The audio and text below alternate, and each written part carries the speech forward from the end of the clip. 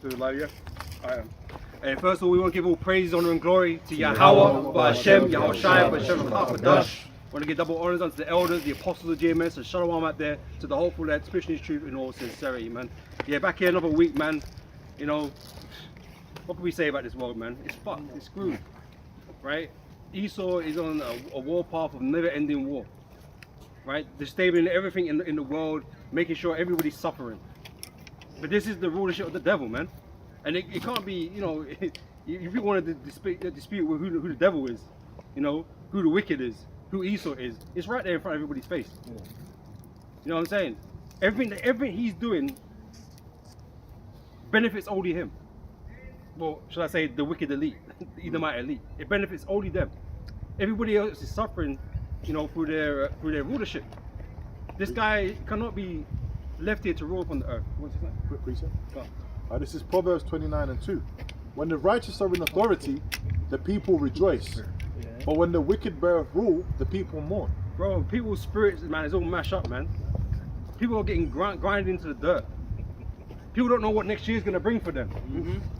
Because it's scary. You look forward, it's scary. It's like, oh shit, like prices going up, mortgages going up. It's like, oh shit, like people losing their jobs. Like, oh fuck, like what's next year gonna bring? If you even get that far, what's it gonna bring? Misery. You know what's gonna be harder than it was now, that's for sure. And that is the direction that Esau moves in, man. Because he was sent to take peace from the earth. You know? Yeah. Grab me that? Yeah, precept. Oh, you? Yeah, bubble shot. This is Revelations chapter 6 and verse 4.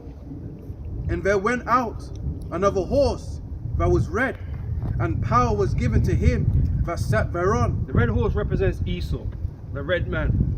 Right? And he's been given power, he's been given dominion, he's been given rulership over the inhabitants of the earth, man.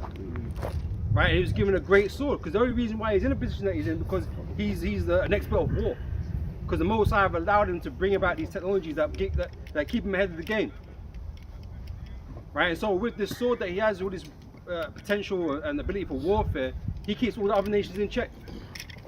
That's why he goes around nation to nation, just bullying the shit out of them, man. And takes whatever he wants. Now he's talking about economic sanctions on Iran. After that was how it started. You know, all this military campaign hasn't really got the result he wanted, but, well, in a sense from Iran's state, but the Strait of Hormuz is still fucking shut. And that's still putting up, you know, fuel prices and having an effect on crops being grown, because they can't move fertilizer around, all these different types of things. It's having a massive impact on the world, man, and no one's really talking about it anymore. You know, that was like 2 months ago.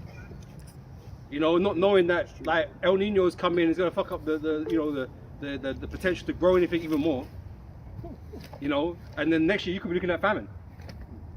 Could be. Lord willing. Yep. You know? And it says, power was given to him that sat thereon to take peace from the earth, and that they should kill one another. And there was given unto him a great sword. So all Esau is prescribing is more war. You got Netanyahu saying, oh, Turkey's a threat. We need to go deal with Turkey. Bro, what's your beef? Yeah. It's like you want to fight everybody. You want to take on multiple war fronts. And Turkey's an ally. It's a NATO ally. It's a NATO ally. What, Article 5? But this is why we know Turkey, who's currently a member of NATO, isn't going to be a member of NATO forever. Right? Because they're going to side with Russia. Right? Because these Russia deal with a bit more consistency. You know? But you can't trust America. You can't trust Israel. Because they're looking at you as food. They want to take portions of your land. Because they want to run the Greater Israel project. So you're included in that. So if you think that Netanyahu and these men are going to stop, or we're just going to get some Palestinians out of the land and we're going to stop. No, they ain't going to stop. They're fully on war and death. You know? That was it on that one. Yeah, can I grab a quick one? So you go, sir. After you. Yeah, I was because you said they can't stop, right? This is Habakkuk 2 and 5, right? It says, yea, also because he transgresseth by wine, he is a proud man, neither keepeth at home, who enlargeth his desires hell, and is as death, and cannot be satisfied. Right, he can't be satisfied, and that's why it won't ever stop. That's why it's forever war with Esau. As long as he's got the power to take what he wants, he's going to take what he wants. And he ain't going to take no for an answer. Yeah, some of these nations might put out resistance, man. But Esau eventually just, look, man, I'm going to nuke the shit out of you, man. What are you going to do about it? Because he's got the power to do these types of things. He's got levels he can go to. You know, Iran ain't got those levels to go to. You know, and this is the thing. Everyone's seeing the effects that this war in the Middle East is happening on the rest of the world, but they're not stopping. They don't care. They don't care, because it's not about the little man. It's not about the average person, you know, living in these different countries. Because I said they are making money even now, right? So the stocks is going great. Yeah. The few men that own the fucking shares, but everybody else is suffering still. You know, so they don't care about. Because if he was a smart ruler, he'd be like, man, this ain't worth it. This ain't worth it. I mean, you're stupid anyway, but this to continue this madness isn't worth it. But man, trying to save face. Them man trying to, you know, make it look like, oh, you know, we're tough America, spending billions on missiles and whatever, running out of ammo, for what? That's a stupid king. An unwise king destroying his people, man. And that's what he's doing. But America is like the king of the world. So he's destroying everybody. Throw out a quick one, Come. real quick one. Isaiah 48:22. There is no peace, saith the Lord Yahweh, unto the wicked. Yeah, ain't no peace to the wicked, man. You're gonna receive the judgment coming to you, man. Right? And like I said, this is all prophecy at the end of the day, man. So it's not like we're mad. Oh, America are being idiots. No, they're doing exactly what we want them to do. They're doing exactly what the Most High wants them to do. You know? So, because I was thinking about that earlier on in the week, how he sells this idea of incompetence. They're not incompetent. They're doing exactly what they're wanting to do. It's like, oh, Trump doesn't know. They didn't know the Strait of Hormuz would be closed, bro. We knew. They've always known that. They've always. That's why they've never done it before. You know, it was not worth it. When you're supposed to weigh up the pros and cons of an action, and they've always deemed it's not worth it. So why would they go do it now? Oh, Trump's just stupid. Bro, he's got advisors, military advisors. Oh, that's not a good idea. You know, you might say, oh yeah, but he's brought a whole bunch of men like Hegseth who don't know crap about anything. You know, because he's the you know, the leader or whatever. They can just push things through. Yeah, maybe, but the league's got them there for that reason, to push these things through. Plausible deniability. Yeah. It sounds plausible. You can look at it and say, well, it makes sense. This guy's he's an idiot. It's someone to blame. Yeah. It's someone to blame, innit? Oh, Trump's an idiot. Or Hegseth's an idiot. You know, but it just speaks about Egypt erring every word. So on the surface of it, it makes it look like, yeah, these Americans can't do nothing right. You know, but it's on purpose. Isaiah chapter 19, right? Verse. I'm gonna start from the top. It says, "The burden of Egypt, behold, the Lord Yahweh Ba'ashem Yahweh Shai rideth upon a swift cloud, and shall come into Egypt, and the idols of Egypt shall be moved at his presence, and the heart of Egypt shall melt in the midst of it."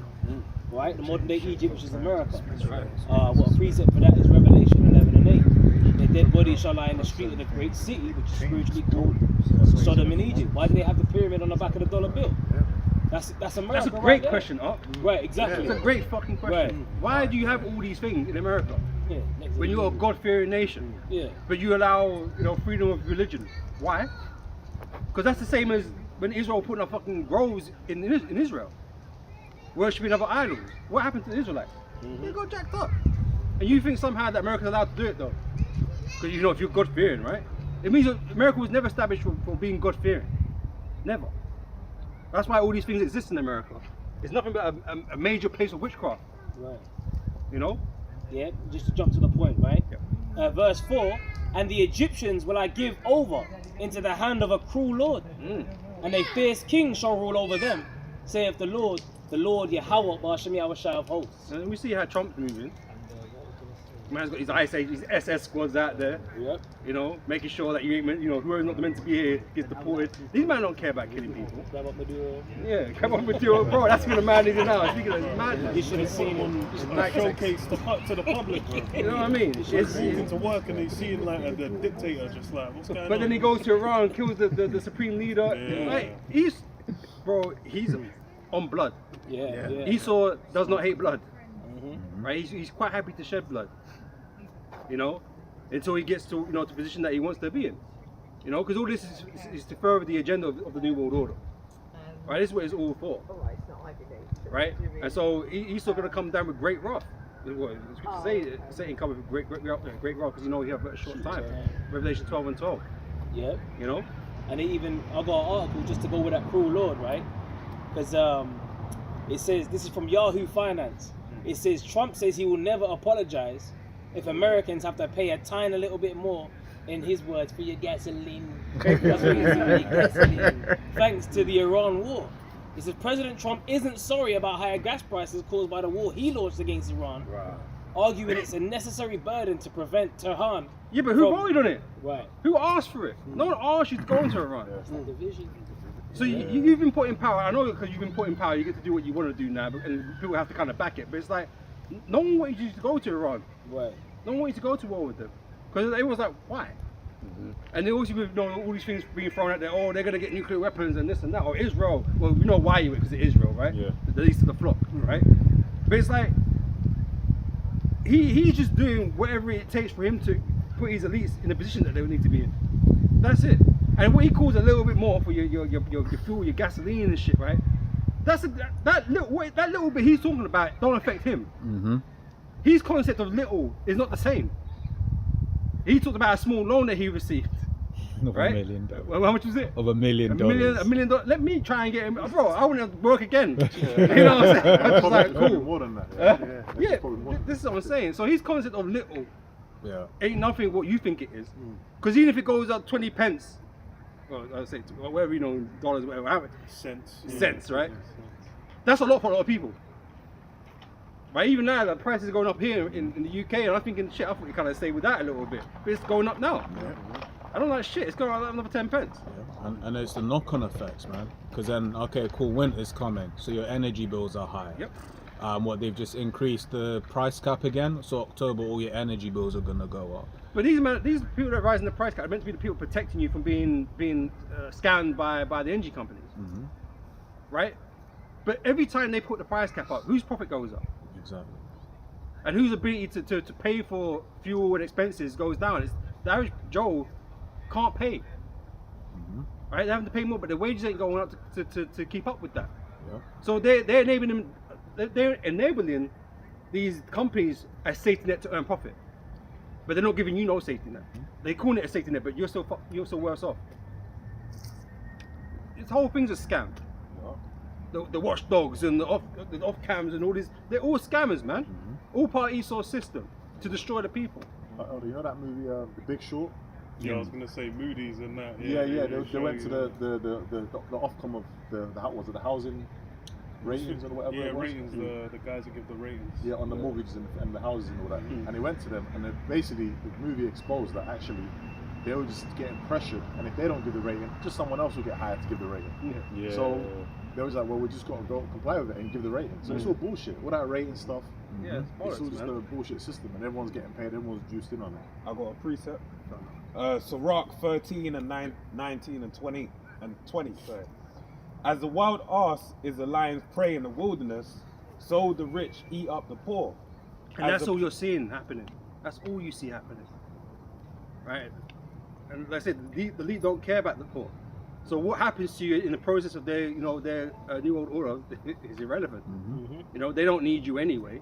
They're at a position now where, well, we've got so much tech and AI and robots and shit. Like, if you lose your job and you complain about it, it ain't gonna matter. A lot of these people are fucking what's the word, man? You be made Surplus to requirements? not that, but it's like you're angry. They make you angry, but they know you're not gonna do nothing about it. You can see the car crash. You know, everyone's using the jet, but no one's gonna do nothing about it. People like go out there, placards, stop AI and shit. But that's about it. Placated? Yeah. Okay, use that word, placated, right? You know, you don't want to fight, right? So these men are just able to run through, man. Really, I'm not gonna advocate for it, but a lot of those assassination attempts and that kind of happen. That should be happening more often, to be honest. Thingy, my man Mario. I'm surprised it's not happening more often. Yeah. Should be more than that. But even they use that as a catalyst to push on their agendas. So it's like you can't really win. You know, whether they set it up or whether someone does it off their own back, it helps their agenda regardless. You know. I got a quick one on that. I got one more verse. As the proud hate humility, so doth the rich abhor the poor. Yeah, they hate us little man down here, man. You know, they don't care about your suffering. Yep, it's necessary. Yep. Second Ezra 15 and 16, for there shall be sedition among men, and invading one another, they shall not regard their kings nor princes, and the course of their action shall stand in their power. Right, so eventually things are gonna get so bad. Yeah, you have little resistances going on. You know, imagine like V for Vendetta. You know, where the manager getting sick and tired of being oppressed, and some men are gonna rise up and do some crazy shit. You know, a lot of people are just gonna go along with whatever the government's telling them to do. That's why the mark of the beast is a big thing, and a lot of people are gonna take it. But because of the situation that's gonna occur with the famines and stuff like that, these men are gonna lose their minds. But like I said, that could be next year. The way things are moving, because these farmers still not being able to plant their crops and that kind of stuff, because they've got the fertilizer. We've had crazy ass weather, hot, too hot. Now we're getting El Nino's gonna bring floods and whatever. Etna throwing up volcanic ash everywhere. It's like, where's this food gonna be coming from? And then let's say there's a heavy downpour coming up after the dry weather. What then happens is the topsoil gets ruined, you know, because there's supposed to be a balance around it. So it's fucked. Yeah, pretty much. That's, you know, basically, yeah, it's screwed, man. So going into next year don't look good. You know, you might find that next year is when the famine kind of hits. You know, in these Western nations, that's supposed to be well off road to do. You know. This is Psalm 71, verse 4. Deliver me, O my power, out of the hand of the wicked, out of the hand of the unrighteous and cruel man. Yeah, and this is what we all want, man, because we're tired of this place, man. We're tired of getting shafted in this world, you know, because of Esau's, you know, actions and his behavior. You know, we need a new ruler, man. You know, we need one that actually will profit, like the scriptures say. When Yahushua comes, he's coming to establish his rulership over the earth. He's not coming to share it with Esau. Coming to you know, build upon his democracy. Fuck democracy, man. That's right. Yahushua's going to come and rule as a king. In a kingdom. That's right. With subjects. You know? You're not coming for this democracy bullshit, because democracy is just a lie anyway. That's why everybody's suffering. Esau still gets to do what he wants to do, and he gets to reap the benefits of it. Yeah, it's a dictatorship. The dictatorship ultimately is what it really is. But it's like any of these other ones, whether it be what's these other like socialists or communism or whatever. It's all the same crap, man. It benefits the top always, man. You know, but Yahushua is going to come to rule with righteousness and equity, man. Right? So yeah, he's going to be the ultimate authority here on earth, but at the same time, everything's going to be like fair in its lot. You know? That's right. Please say. Oh, no. Sirach chapter 10 verse 4. It says, the power of the earth is in the hand of the Lord, and in due time he will set over it one that is profitable. Right, so we need the Lord to come and straighten things out. Right, to remove this crazy ass ruler, these Edomites, man. You know? And yeah, a lot of people are gonna have to receive the judgment for that to happen. Yeah, sure. But especially you Christians, it makes you laugh, right? Because all you talk about is, you know, I hope things don't happen this way. I hope World War III don't happen and this and that. But hold on, if you believe in the kingdom and you want the kingdom, then you must be everybody should be wanting these bad things to happen. Because it's the only way it can come in. But they're always trying to avoid bad things happening. Bro, no, we're all for it, man. Let's go straight to it. Bad things already happening. Bro, yeah, Like, but they've been, you see, it's like the movie They Live. They've been so lobotomized to believe, because of the bread and circuses. They're so distracted from the bad things that actually are already. The Epstein files are all out. Ain't no one saying nothing. No. That's why you cheer on Trump. That's right. Do your thing. Do it, man. Do your thing. You know, we cheer him on. Right. Don't like to do. Obviously, he's a demon, but he's doing what he needs to do to fulfill prophecy. That's it. You know? Hey, Epstein, I've just seen a video from the Epstein files, and it looked like Saw, man. Like a woman was in a chamber. Damn. And there was just water just going in. And she's just jumping like that in a seat, trying to just get out. So I was like, is that what's in the Epstein file? I didn't know that's in there. Like, so it's a real mental thing that's in those files. People ain't hip to. It's funny because a lot of these writers that write these movies, they be going to these Hollywood parties. Yeah. Well, it's not a coincidence, man. I tell you that. It ain't no coincidence. What's his name, man? Fucking. Director. Yeah, the director Eddie Roth? of Thingy. Say again? Eddie Roth. No. Which Of movie? what do you call it? I was watching. Eyes Wide Kubrick. Shut. Yeah, Stanley Kubrick. Didn't he was chilling with the Rothschild. I believe he went to their manor anyway. So he would have been around them, seeing masquerade down. party. Because it's more or less just presenting without explaining shit what these men were getting up to. And then it's something where it's like only with context after, then you realise, oh, okay. So these are kind of how they get down. And the same thing with like Pizzagate, where it's like that came out and they're like, oh, are they ordering pizzas and then ordering kids and blah. But then afterwards you find out there's a whole system running. But there's another movie I watched recently called Babylon, right? It came out a couple of years ago, maybe. I haven't seen it, but yeah. Got Margaret Robbie in it. Yeah, but it's supposed to show on early Hollywood and how it kind of developed in that, and the parties and that kind of stuff that was going on, or whatever. You know, it follows some careers of Brad Pitt and, you know, well, not Brad Pitt in it, but like Brad Pitt actors and actors in it.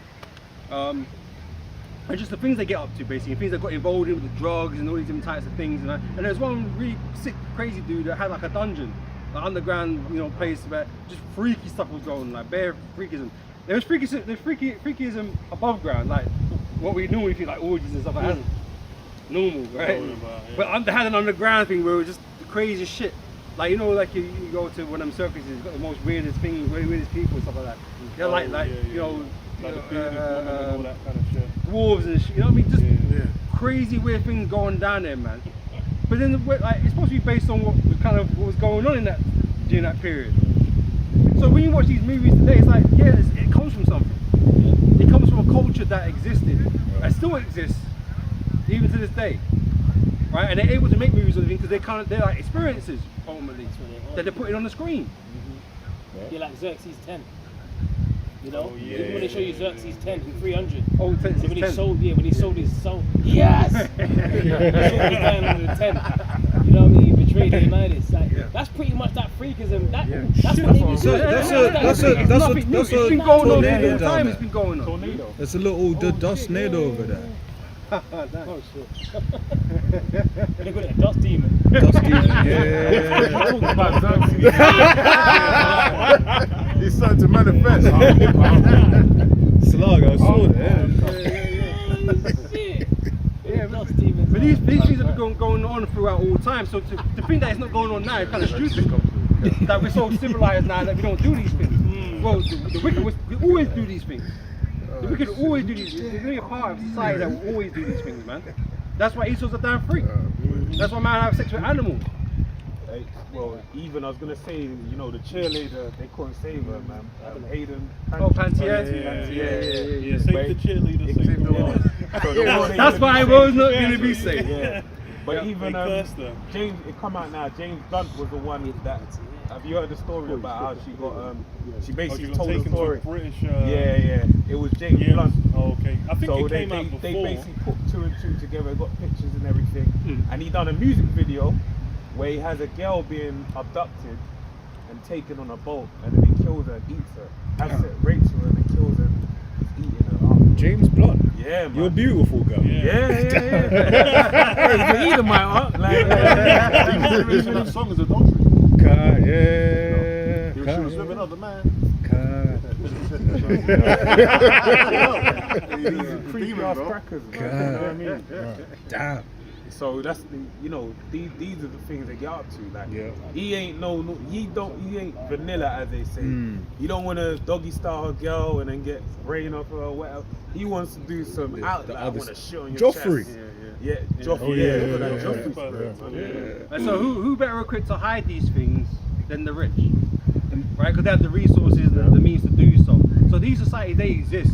Right? And you're going to have it happen on a lower scale with peons, right? But it's the rich that are able to do these things on a regular basis.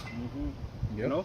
I was going to say as well, he likes to make it seem it's just the entertainment world, but the business world is the same. In fact, in this world, it's every facet of this society. Wherever power or money is, Exactly. You know? it's going to be there. Yeah, they did. There was a report like years back, like a decade back, where they were saying it was like top like lawyers, police officers, business moguls, etc. used to all get together for like in their Marble Arch and just do orgies. But it's like these lawyers and police officers, they're at higher level to become Freemasons, right? Yeah. So should that be like? Oh, why can't they never find a fucking pedophile ring? That's it. Yeah, That's it. It sounds ridiculous, really. These men are pulling all those resources together as Freemasons. And they can never find. Oh, we got Savile though. After he died. Yeah, he What the dropped fuck, dead, man? They got Savile. You know what I mean? It's bullshit. Yeah. Because these men they're juiced in. Yeah. And I did a video earlier on in the week that includes some of your colleagues too, man. There's certain people, they be getting away with shit, and just they're like, bro, anyone else here gets fired for that. But then you start realizing, oh, okay, these man probably doing secret handshakes underneath underneath the door, because we've all experienced it where a guy should have been fired, just straight up, but somehow skirted up. Because they have an oath to protect each other. So that means there's a conflict of interest at times. You know, so when you're meant to uphold another thing for the organisation you're working for, well, when it comes to this dude now, that doesn't apply, because he's part of the brotherhood. You know, I can't snitch on him, I can't do this or whatever. So you ain't gonna uphold this thing. Can't serve two masters. It's good to tell you that. Right? You can't serve two masters. So it's like, well, they cling close to that brotherhood, man. So they don't care about the institutions. It's like, you know, they show you that in the movie The Skulls. And I think it was the one with Paul Walker. And I think Paul Walker in the movie, he killed one Jake that was, you know, trying to get in there in a secret brotherhood society and that. And they, you know, his dad was a powerful geezer, and they just swept it under the rug. You know, but the truth, you know what I'm saying, he couldn't handle, you know, the truth was coming up, his conscience and that and whatever. But it was, they show you that in the movie The Skulls. Skull and Bones. It's going on. It's all the all time. going on. All the time. I got a quick precept. This is Proverbs 29 and 27. An unjust man is an abomination to the just, and he that is upright in the way is abomination to the wicked. And that's why, you know, there's only a few men that really speak up against them, really. You know, some things become, you know, it's a thing when it comes out in the news. Everyone's mad for about a week. And then it comes out in the news and no one cares. But we're always on the fucking these demons, man. Always on these demons. You know, because they shouldn't be allowed to go move around the earth like that. They shouldn't be allowed to move around the earth like that, man. They should be dead. Oh, of course. You know what I mean? Always surprised. Always the Jake. You got Precept. Psalms 49, shall I? Psalms 49 and 10. But I have made Esau bare. I have uncovered his secret places, and he shall not be able to hide himself. The internet's been a great thing. Right? All this information being able to be sent by instantaneous now. It's like it's been a double-edged sword to Esau. You know, because now we're finding out a lot of things that's going on, or at least rumors, because they'll say, oh, it's not true. But there's a lot of things going on that people are able to share instantaneously now. You know, and so it's being laid bare, Esau's movements basically. And obviously we can't know everything that he's doing. But then there's other things that come out, you know, that, you know, people have been a part of certain things, you know, victims, right, to certain things that they've been around with, you know, around them with, right, that comes out in the open, man. You know, and then we get like an Epstein thing, and yeah, it's public news and whatever, but that's just the tip of the iceberg, man. You It's know? what they want you to know. That's what they want you to know. That's what they're desensitizing them. That's right. Yeah. But one thing's for sure, Esau's the devil, Yeah. right? And he's not fit for rulership. You know, that's the only conclusion, man. But obviously, no one can see an alternative to him. But we can. We know the alternative, man. Because this guy's not righteous, man. He needs to be gone. Can I read this? Right. Ezekiel 28 and 2. Son of man, say unto the prince of Tyrus, thus saith the Lord power Yahweh, because thine heart is lifted up, and thou hast said, I am a God. I sit in the seat of God in the midst of the seas, yet thou art a man and not the Most High. Esau really thinks he's the ultimate living creature ever, right? And so there's no one that can surpass him. There's no one that's more intelligent than him. There's no one that's more capable than him or got the greatest potential than him, right? He believes he's on God's level or getting very close to it. God tier, yeah, he believes it, man. But he's gonna find out you're just the same worm you've always been. Because you're weaker than the other nations. It's just the truth. You know, because you've been given power over the nation right now, are you able to rule over them? But you're actually the weakest of all the nations. You don't even have no fucking melanin, man. I don't say that makes you Superman, but I'm just saying you can't even be in the sun. You know what I'm saying? You can't even be in the sun like that. You know? And we know if you go through you know, the biosciences and that, all these creatures that are albino and stuff, man, they're suffering, man. They're not strong. You know what I mean? They're weakened. They're weaker than everything else, man. Now don't tell me about no fucking white tigers, man. That's fucking fur. Anyway. Yeah, polar bears and shit. No, they're white, they're strong and no, that's just fur, man. Shit. Verse 3, behold, The bear, I mean, the polar bears, they got melanin. Yeah, they got melanin. That's what I'm saying. Under the fur, they got melanin. That's what I'm saying. Yeah. So don't try that shit. Behold, thou art wiser than Daniel. There is no secret that they can hide from thee. Could I just say this? And this is the thing you got to remember. He was in a garden, and he was the one that he had to tell the full scope of what was going on. Yeah. He was in the garden before he was Eve. Yeah, that's it. Yeah. That's you know put some scope on. Yeah, but Esau won't come Yeah. later.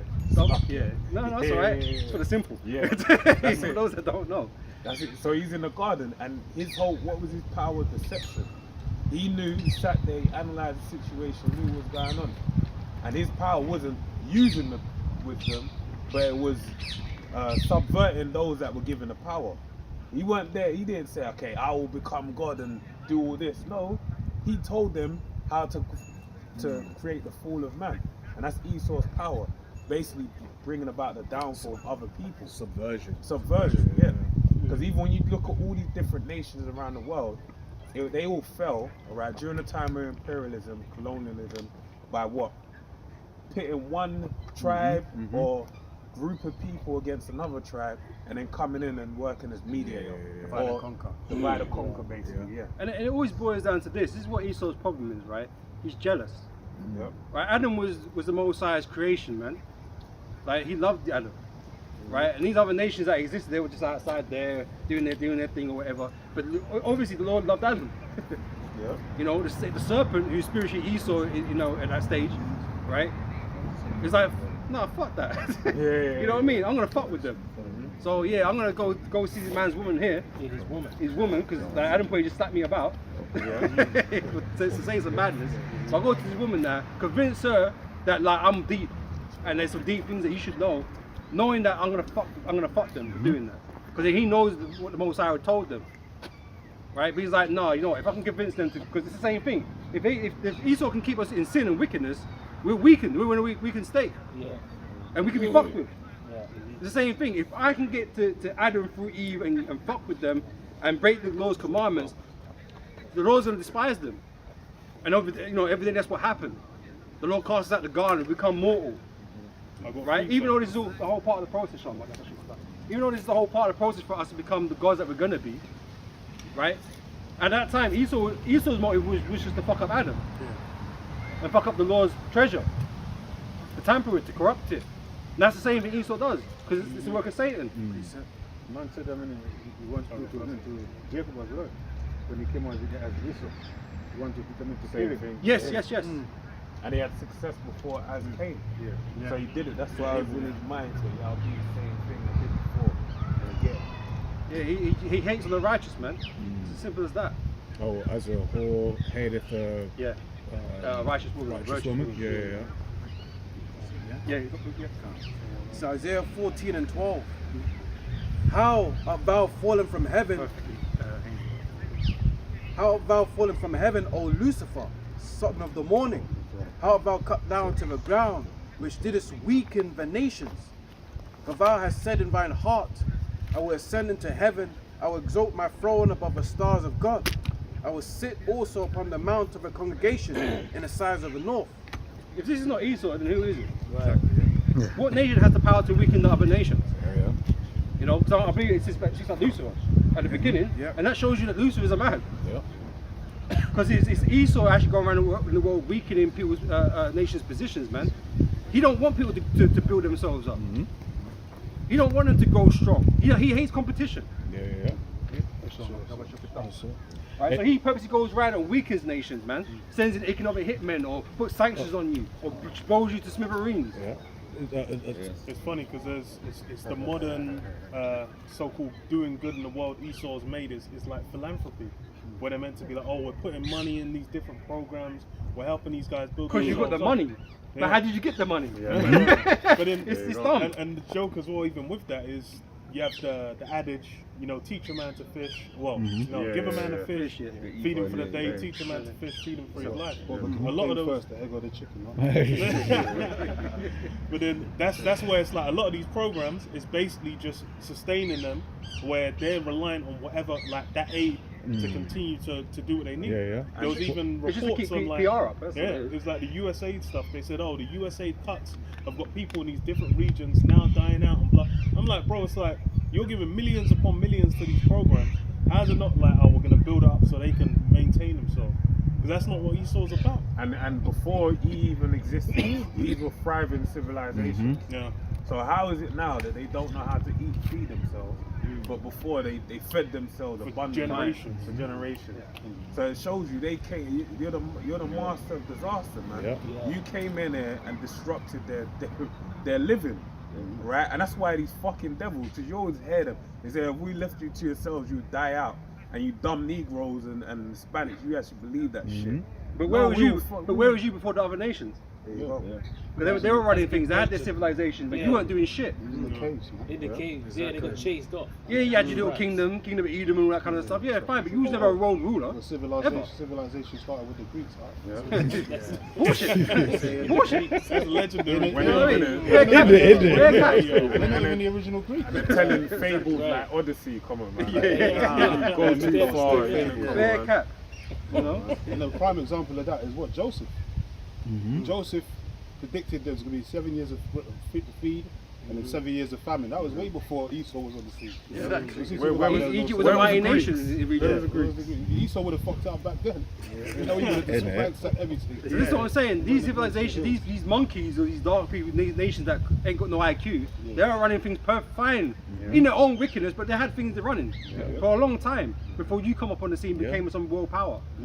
You know, before you became like, oh, I'm Ptolemy, I'm an Egyptian now. All this fucking bullshit.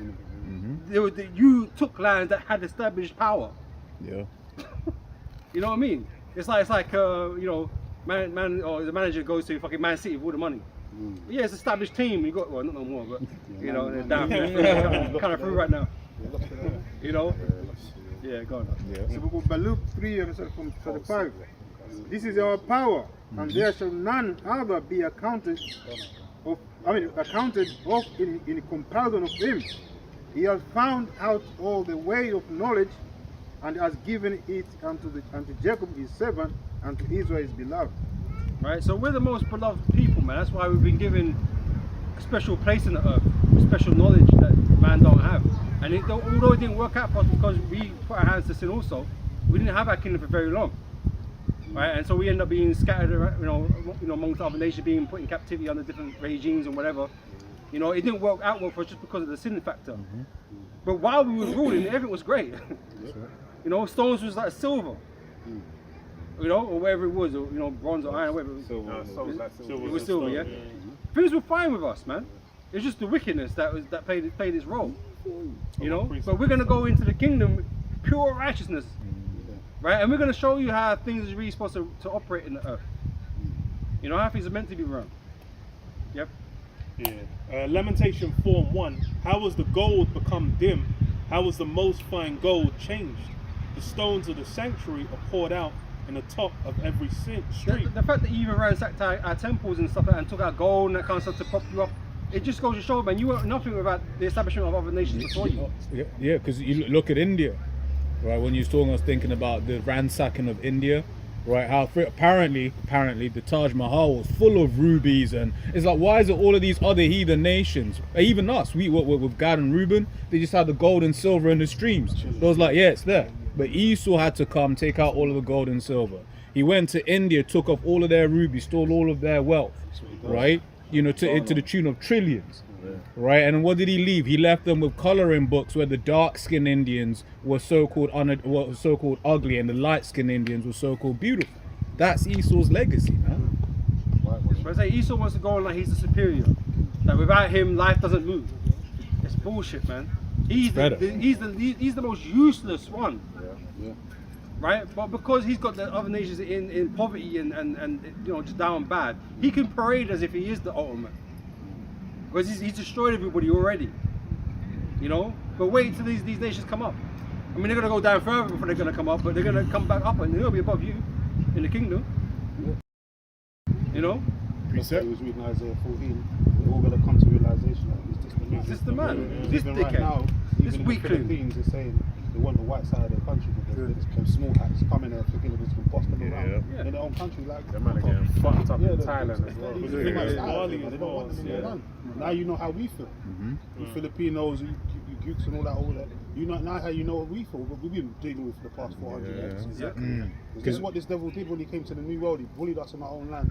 And now he's calling us aliens and immigrants in our own fucking lands, man. When he's the immigrant, he's a savage. That's it. Yep. That's right. Obadiah 1 and 2. I'm going to read it in the NLT. The Lord Yahweh says to Edom, I will cut you down to size among the nations. You will be greatly despised. All the nations hate Cut man us down. right now. Especially them small hats, man. Everyone hates the small hats, man. Yeah, the scope's been put on them. I've got a little information I was going to bring out. Aman told me about this. It's because you were talking about the awareness of these various other nations. But during the you had psyops that were active during the Vietnam War, and you had Hanoi. So I'm going to read this from Google. It says North Vietnamese and Viet Cong propaganda. Hanoi Hana was a radio broadcaster from North Vietnam who read daily English language messages targeting American GIs. She shared casualty lists, played anti-war American music, and told soldiers their cause was pointless and their families had abandoned them. So they just had it on a tannoy every day, on repeat, and they would tell like, go home, black man. No, why are you here fighting for us, fighting against us when they don't fight in your own country? It's an illegal war. That's why the same shit that they're doing in Gaza. They're trying to go for Lebanon, all these other countries now. Everyone's like, just go home, you know. They leave their keep us at home. The largest desire is hell, like our elder was saying. Anyway he goes, he leaves a trail of destruction. He's the master of disaster, man. He can't help himself. Look at Trump. What Trump's doing now, man. He should have been impeached or been assassinated already. The way he's going on, but because he's still in power, he's still running his mouth. You know, but all these NATO counterparts are just willing to just basically step away from America, man, leave them on their own. Yeah, and we got to remember as well that these lot in the Book of Psalms, it tells you that they came together as to make a tumult together. So they know one another.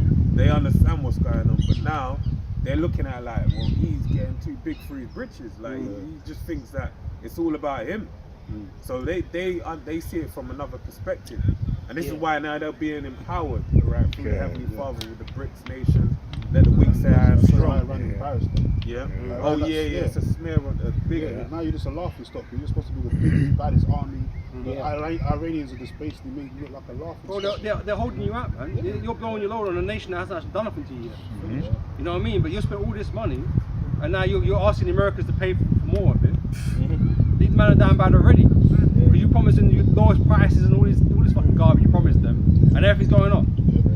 You know, but let's say you blow your load in the run, and now you got to recoup and do this and do that to try and do something to them. Now they want to send ground troops, which that's once you do that, it's basically suicide. Send them ground troops in there, it's over. Yeah, and it's so you. I was going to say, because even the average American citizens starting to hate the figurines now as well, because like never used to have that much PR on them, but now average Americans are starting to ask questions like, why the fuck are you suffering while these lot are getting all of the tax?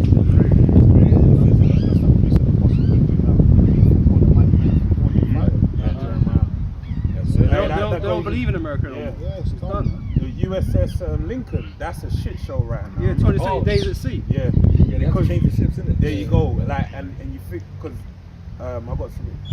Like, they're basically you're meant to put. King David did it with our people.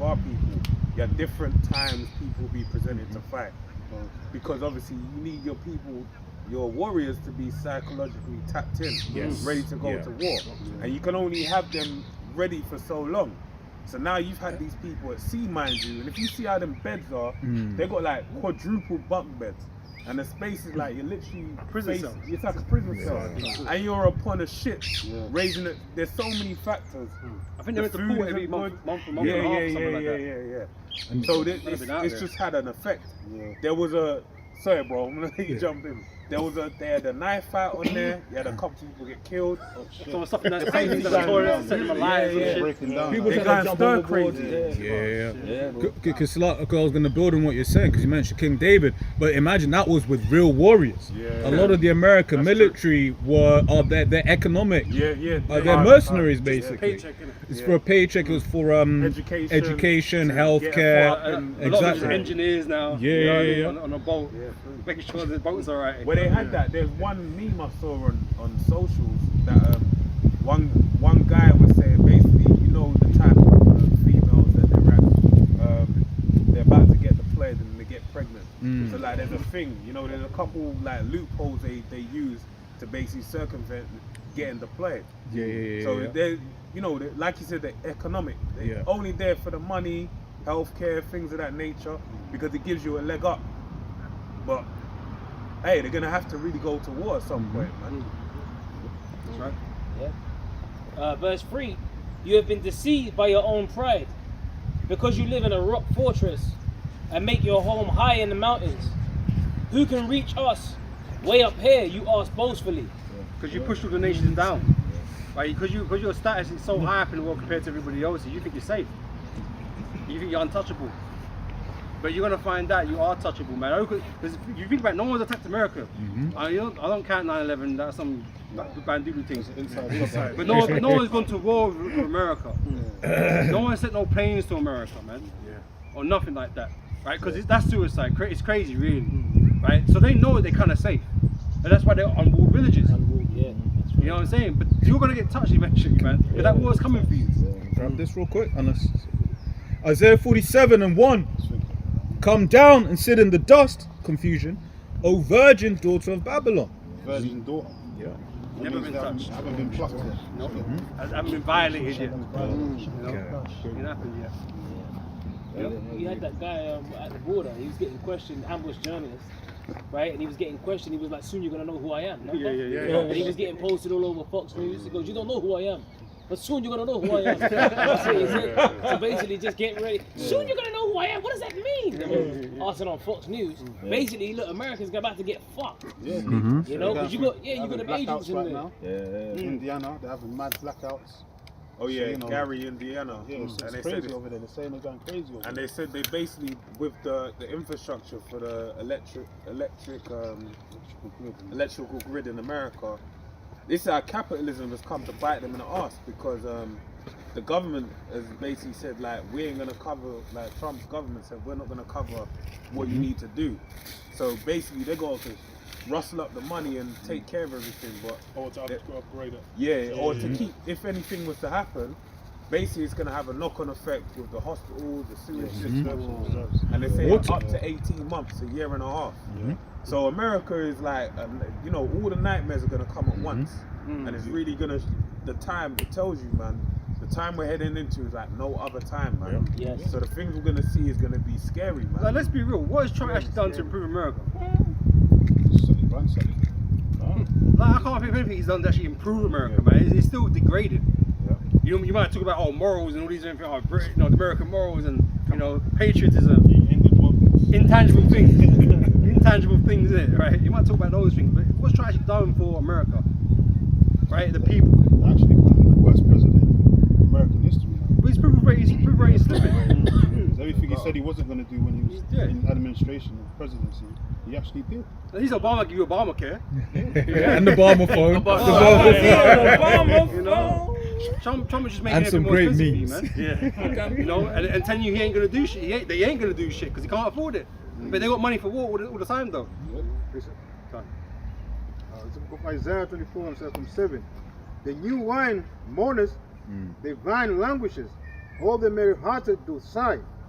The mouth of tabrets ceases, the noise of them that rejoice endeth, the joy of the harp ceases. Yeah, the joy of this world is being killed, man. And we noticed it year upon year, man. Everyone's just more miserable now, man. You know? And I said, the economics of it proves that.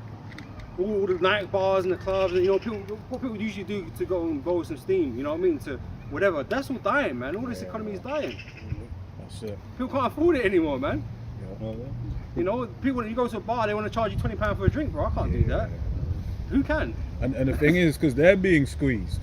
I remember was looking at like business rates here in the UK. The rent. It's like, yeah, because business rates are a proportion of your rent to some. There's some, but it's like up to like 50%. So if you're in a certain location, your rent is like 10 grand. That means you're gonna spend 5 grand a month on business rates. That's before you paid your staff. That's before you paid some exorbitant amounts on alcohol duty. You know, so that's why a lot of these pub owners, they're hurt right now because they're like, look, we want to stay open. We don't want to charge you this much. We know it's ridiculous, but we've got no choice. But then we also know this is part of the plan. Yeah. Because he still don't want you to have nothing to go do anything to have anything that can make you happy. He rather just give you a fucking pill and just make you docile. That was the word I was looking for earlier, docile. Docile, Yeah, it meant well. yeah. You know, because they're talking about messing with your brain already with Neuralink and all these different types of things. You make you feel different types of emotions or whatever. They don't need you. They don't need bars. They don't need entertainment for you. That's what it's Well, fucking. already technically now, like this generation, man, is something else. Yeah. The vaping, the balloons. Like you, if you're on a bloody train, you can't sit on a train without someone pulling out a vape. Like my God, you can't wait 10-20 minutes to jump off the train and vape. Like balloons, like you see people just ballooning their life away. These things are going, you know. We were saying on the way here, you got like a million people under 24 with nothing to do, no work, no job, nothing, just outside. And a lot of them have got ED as well. They got erection. Yeah. That's a big thing. Erection. Yeah, with that's what with the honey thing. Yeah, the honey packs. The honey packs, the balloons, the vaping. Like a lot of them, they haven't got a baseline of just like pornography as well. Yeah. It's warped their brain. They're psychologically fucked up.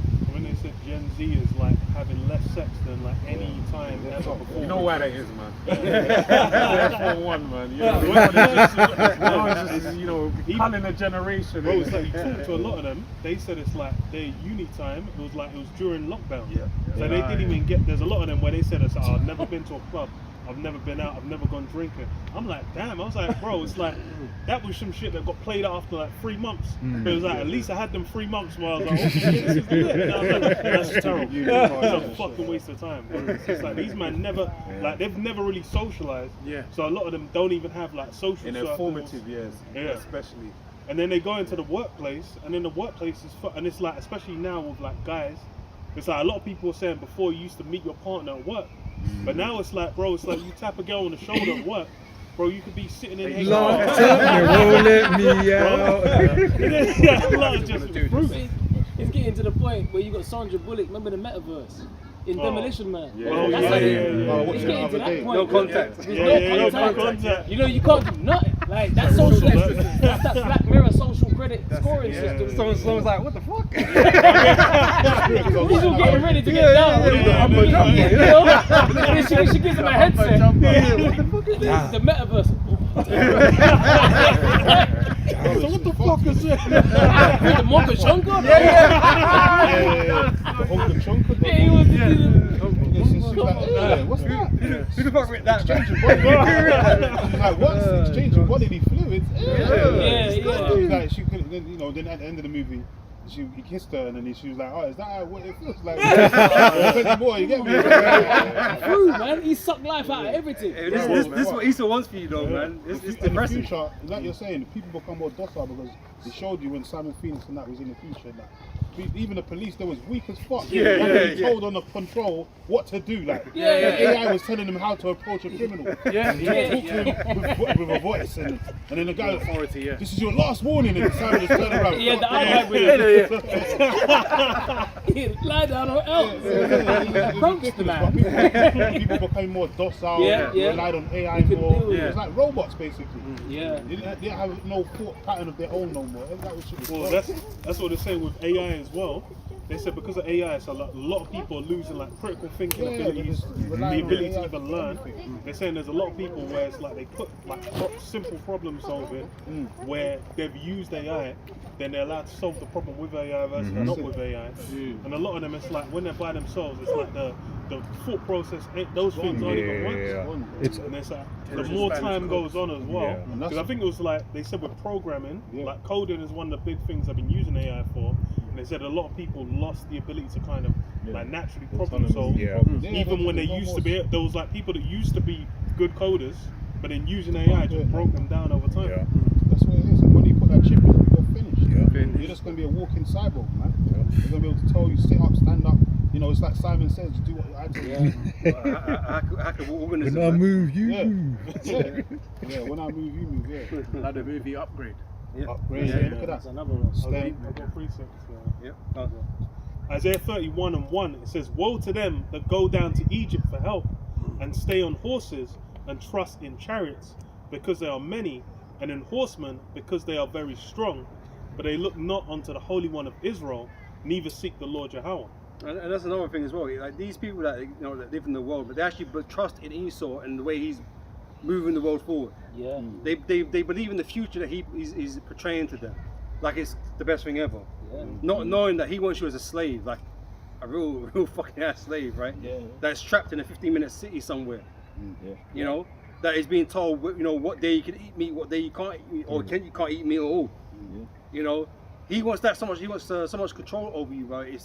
It's not the future that you think it's going to be, because he has no good intentions. And it's the problem when you know Esau's the devil, and you know who Esau is. You can know there's no good intentions with him. You know, and this is why we present the alternative, which is Yahweh Shai. You know, who's going to rule in righteousness, man, and everyone's going to have what is rightfully theirs. You know, because every nation's got their inheritance to have.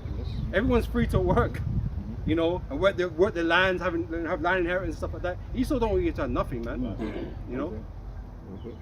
Jeremiah 17:5. Thus saith the Lord Yahweh, cursed be the man that trusteth in man and maketh flesh his arm, and whose heart departeth from the Lord. Because like even that made me think about like even the Fauci trial as well, where he got the pardon, and the scripture will tell you after 2 or 3 witnesses like a man be condemned. But everyone knows he's done evil, and he's there with a pardon. They're asking him what day of the week is it? Oh, I plead the fifth. Bro, I'll be like, you say it again and you get executed now. I ain't fucking around with you. What colour is the paper? Because you're gonna ask me then. Yeah, fucking. I'll plead the fifth. I don't give a fuck about your fifth, because he can't even use that anyway, because he got the pardon. So why are you even saying that? But he's been told to say that. It was the elite. Court systems is a joke. Yeah, it was the elites putting a middle finger up to the people. That's it, yeah. You know, I was saying, if you don't fucking answer my question now, you get executed today, right now, for everybody. And that's the thing. Everyone will be like, "Oh, democracy, blah, it's the best of the systems we've got." I'm like, bro, it's like all these shit. so-called checks So and balances. As soon as money or power gets involved, you're basically you're dealing with a monarch. You're dealing with just as like Charles I. He was like, "Look, I can't be held accountable for anything, because I've been put in this position by God, so you can't do shit." Well, it becomes a plutocracy at that point. It's like you need money to get right, to get justice, to get righteousness. If you've got more money, then these men are fucked. You know, they can protect themselves, they can outlast you and have you pine away into nothingness, man. So these men just abuse the system because they've got the power to. So it's a corrupt system then. It don't work right. And no justice. The people with the money is the small hats, man. They got the people even here in the UK, like Labour, Conservative, or Green Party, and they're all small hat funded anyway, regardless. Regardless, it all comes from mainly even that small little square mile, the city of London. There's so many trillionaires hidden in that are just behind puppets and puppeteering all of these prime ministers. And There's a reason why the J lobby is one of the largest. Is it the largest or one of the largest lobbies in America? Man? There's a reason for that. In America, mind you. Yep. Like, why is that the largest or one of the largest lobbies in America? Why do they have so much power and so much influence? These are meant to be a minority people, by the way. That's like, bro, wasn't them man like just like on the basis level until like 1948 or whatever, bro? Like how these men all of a sudden they built themselves up to where they've established whole industries and they're basically able to hold sway. Because that's They the already thing. had sway. That's right. But I'm saying, if these are minority people, we're meant to be like damn bad, according to scriptures anyway, right? Meant to be damn bad. How is it they are the most powerful lobby, or one of the most powerful lobbies in America, when they're supposed to be just a small group of people? Because they've got power. And Israelites not meant to have no power. And it goes back to the Rothschilds when you deal with Moses Amshar Bauer, and then Maya Amshar Bauer, and then the 5 founding fathers of the banking industry today. They formulated a plan and they worked it, over and over again. And now we're in, you think, it just happened yesterday or whatever. This has been something in the works for hundreds and hundreds of years. But that's why they have that quote. I can't remember, I think it might have been Am Shabar that quoted it. It's like, I care not who makes the laws if I got control of the money. These men got control of the money. So who gives a fuck who's in power? Trump, Biden, doesn't matter. They control the shit, man. And you made a good point about the bowers, because bower means peasant. And I got a scripture just on that. Right, this is Ecclesiastes 10:7. I have seen servants upon horses, and princes walking as servants upon the earth. And if you go to Isaiah 32, it talks about the evil true. And the word true, when you look it up, it means a scoundrel, like Yes, a lowlife. a knave And that's scoundrel. it Yep. basically means a peasant. Yep. And that's the Rothschilds, man. That's right. Their original name is Bauer, like you said, Yep. which means peasants, and they own the whole fucking earth, whole world. Yep. And they're the evil true, man. And when you go into the etymology of scoundrel, it goes into like a base individual. Yeah, base. Someone that's so vile, like Yeah, the low lowliest life. of the low, base. Scum. And the scriptures speak about the basis of men. Yep. So it all lines up. Yep. That's who's making the policies. That's who all these laws and the executive orders that get passed. All that shit. The whole system's built by them. Created for them. So we implore you, you know, can a leopard change his spots? You Yeah. know, like Yeah. these are the devils. Like, A big nose is gonna stay a big nose. You know what I'm saying? you know, these people have like made them no, they're a hierarchical, you know, Yeah, they're above the society, law. you know, but they're that's- not. You that's know, the precept. That's the other thing as well, is to be a prince, that's a role you need to be groomed and raised for. Like when someone's set as a leader, it's usually you have the firstborn. It's like Game of Thrones is good for that. Where it's like you had, like Ned set up his son, then his son basically, as soon as he had to take up the role, he'd already trained him in a way where it's like, okay, warfare, he knew we need to do politics, dealing with the bannermen, dealing with whatever. and this is something people don't realize. In reality, you know, on a scientific level, it's in your DNA. All right, when the blood of the covenant was put upon us, all right, going into Exodus 24, and it speaks about in Exodus 19 to be a nation of kings and priests. That wasn't what made us, you know, king. In that moment, we were made to be that. So when you have a king, this is why you had the divine right of kings, because it goes into Genesis the 49th chapter about the scepter not departing from Judah. Why? Because even within the nation of Israel, they weren't meant to be the kingly line. All right, it's meant to be Ephraim. Ephraim was meant to be the firstborn. You know, you had the firstborn Reuben, so it got deferred to the firstborn of the other second of Rachel, the younger thing. So second oldest. Yeah. Sorry. Second firstborn is, I think. Yeah, the second yeah, firstborn. second firstborn. The second firstborn. So it went on to him. But then it tells you in the book of Kings that he said through the excellency of spirit. It didn't say because he had money, because he supplanted his way. No, excellency of spirit. He became the king. Basically, it was something set up in the spirit. So all these, you know, Esau would try and say, you know, we had an excellent spirit. We got into the way. No, all right. You did some skullduggery. All right. You're fucked. You are a criminal. All right. But when you deal with the true nature of kings, that's why in our people we're very benevolent. All right. We you know, we feel sorry for people and all that type, because that's part of our kingly nature. And we didn't rule off our own minds. Yeah. You know, we had the law that was given to us that we had to rule by. We know Esau don't care about those types of things, and this is why everything just goes wrong. You know, I remember King Solomon, when he was Yahweh Shai, he praised the Lord for more wisdom so he'd be able to rule Israel when he was given the option of anything he wanted, and because of that the Lord added everything else onto him. But that's the average man, Jake. Whereas Esau, Edom, he would try and set up a palantir and have the police integrate it and have you facial recognition up to tell you it's for your own. But the reason why it's added onto him is because it's a byproduct of wisdom. Yeah, that's why wisdom is the principal thing, right? Proverbs 4 and 7. That's right. This is Psalms 55 verse 20. He hath put forth his hands against such as be at peace with him. He hath broken his covenant. The words of his mouth were smoother than butter, but war was in his heart. Like, who actually has an issue with Esau on the level where, like, you know, someone's trying to do Esau wrong? No one trying to fuck with Esau like that. But he's coming to fuck with everybody else, though. Everyone's really just wants to be at peace. They don't want problems. But you somehow find an issue, find a problem.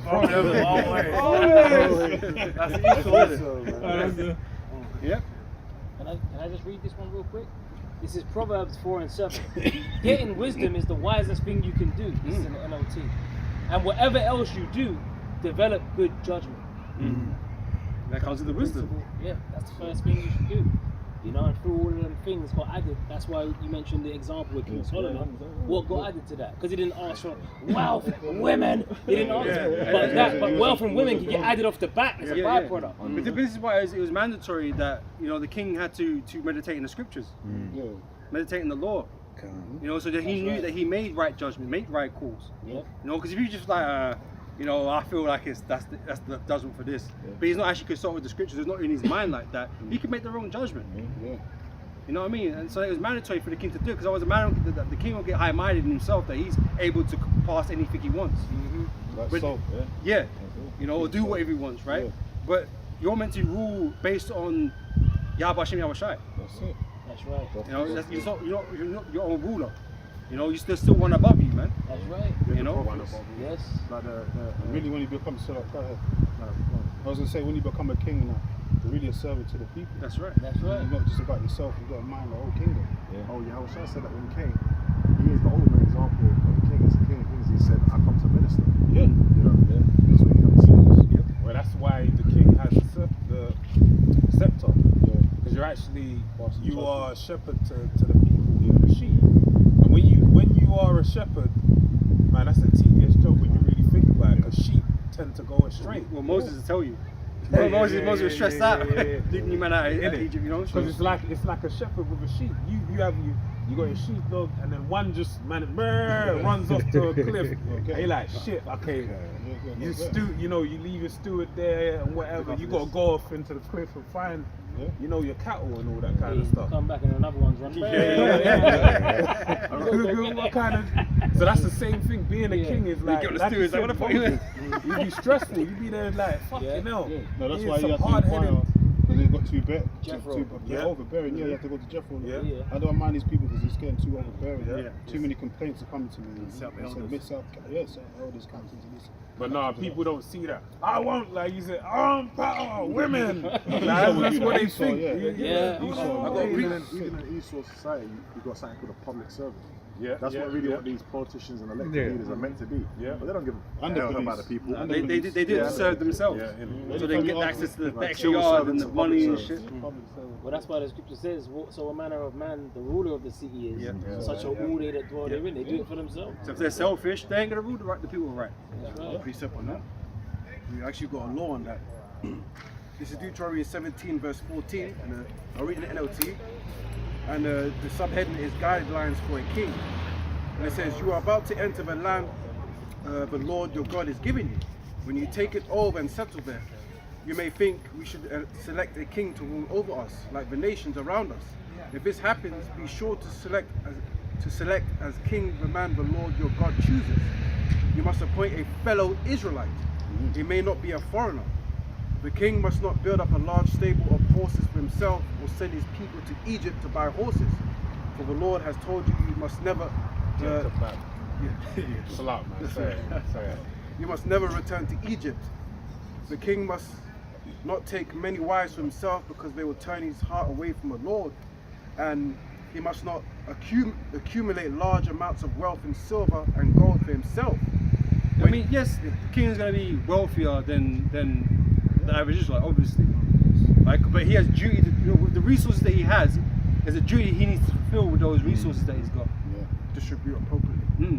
Because even when the Lord was telling Samuel, I think I'm sure it's Samuel, about, if you want a king, then you're going to have to give up this, and you have to give up that, so he can do this, so he can do these things. He's going to take your firstborn, and all that kind of stuff. Because they were sovereign within their own right. That's what he's going to need warriors. So your man child's going to have to come up. So he's going to need provision for them. So he's going to need all these extra things to run that.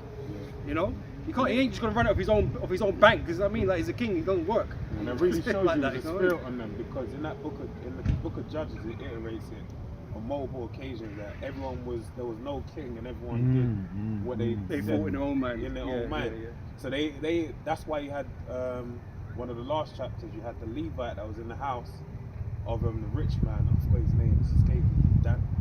And he basically made the Levite a servant to him with his idol in his house. So that showed you how abundance in wealth, had our people. Yeah. He brought I'm gonna bring a priest in my house. So you imagine the king over people like that.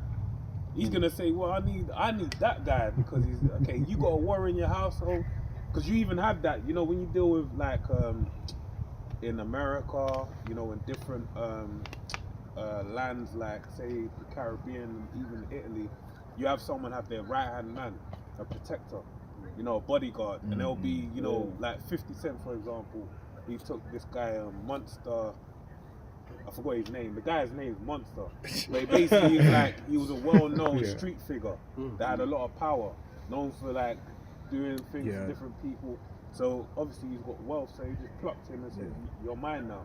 So it's the same. Imagine on a kingly level, you're gonna look at all the warriors within the land and say, you want the best men for your duties. You You're a servant or you're a warrior. You want the best men to help the kingdom.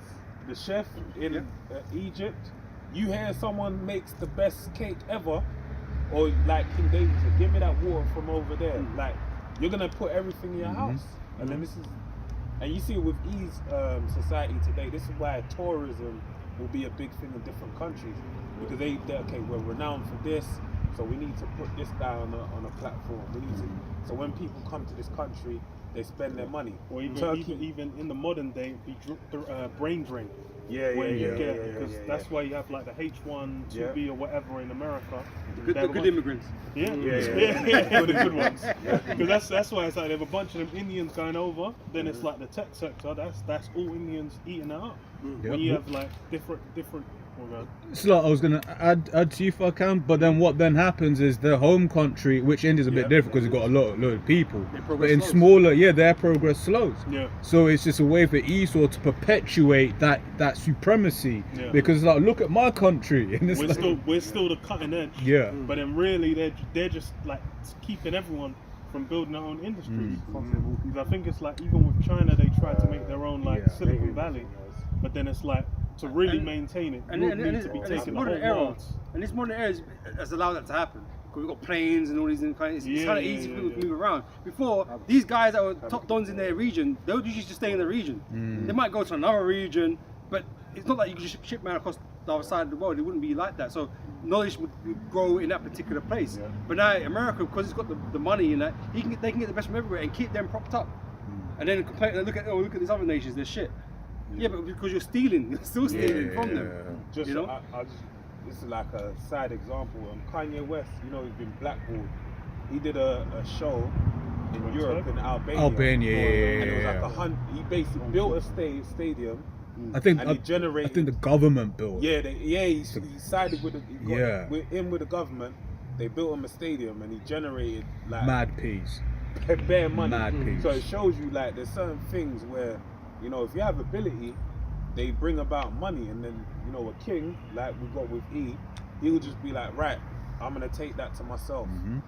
And then you have people say, "Oh, these people they're rich and what?" No, they're workers, they're court jesters for the powers that be. That's all it is. I got a quick precept just on that. Ezekiel 28:4 it says, "With thy wisdom and with thine understanding, thou hast gotten thee riches, and hast gotten gold and silver into thy treasures. By thy great wisdom and by thy traffic hast thou increased thy riches, and thy heart is lifted up because of thy riches." So that traffic, that business, basically is a means of accruing greater wealth onto himself. The Hebrew word there is halal, which means trade, merchandise, that word for traffic there. So that's how Esau made himself rich, but he took the wisdom that the Lord gave him and he abused it. He abused it. Like the scripture says, knowledge of wickedness is not wisdom. So he's done what he's done to make himself accumulate this wealth, but it's all been by ill-gotten gains, a lot of skullduggery, like the brother said, a lot of fake money. A lot of murdering. I don't know what Nate's talking about. Bishop Nate said America's not in debt. I couldn't believe it. What? I was like, bro, America's not in debt. Bro. He said America's not in debt. That's crazy. They just announced the other day it's like 40 trillion. What do you mean it's not in debt? He said America can never be in debt because they print their own money. I was like, bro, is this guy? He actually said that in the video. Then he tried to say, Howard Shire to Nicodemus. Yeah, bro. Then he tried to say Lucifer. Then he tried to say Lucifer was America, bro. Bloody hell. It's not even the elites. He just said the Lucifer's America. See, that's America. Damn. The merchant city. I'm like, bro, this guy's buggy. But America is straight up in debt. That thick clay, it's in Habakkuk the second chapter. That's talking about America, not talking about the Chinese. America's the most indebted nation on the planet. Yeah. That's why you think Japan and China will try to get away from it, because they own all their their debt. That's been necessary for America, because otherwise America couldn't grow to the size it's grown. To advance themselves is the way they advance themselves, to buy all these people from these different nations to build their technology, their infrastructure. Because they ain't got the money. The money that they're spending doesn't exist in real life. There's not enough gold, and they just derivatives. There's not enough bare fakery money going on. I remember the elder was going into it at the time. I think it's what exorbitant privilege, right? So they've been allowed to being the reserve currency. They've been allowed to just do so much. You know, like you're saying, even like from the government, but to the people. I was thinking about this the other day. Any of you brothers with family back home, right? They're looking at you like, oh, Harry, you got money and this is like, no, we live on credit. But of course, they don't understand how we live. Like for them, if they own a car, if they own a TV, that was cash. Yeah, they don't have a credit system. They don't have a credit system like that. You know. Yeah. So Esau corrupting himself with the wisdom. That's why. That's why his kingdom's falling apart, man. And the funny thing is, it's like I think since like 2010s, the interest rates were like 0. So there was like a whole decade of just basically free credit where they were able to build, and that's really where you got the illusion.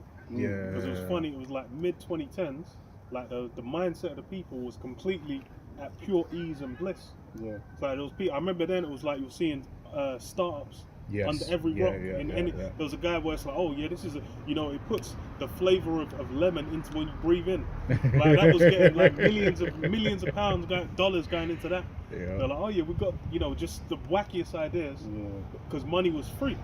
But it's like since interest rates have gone up, everyone's getting cooked. And it's like even the yen. The yen's been cooked for like the last 2 years. Like Japan's economy's been cooked from really from the 90s. Like they never really recovered. But then it's like the currency was at the point where it's completely crumbling.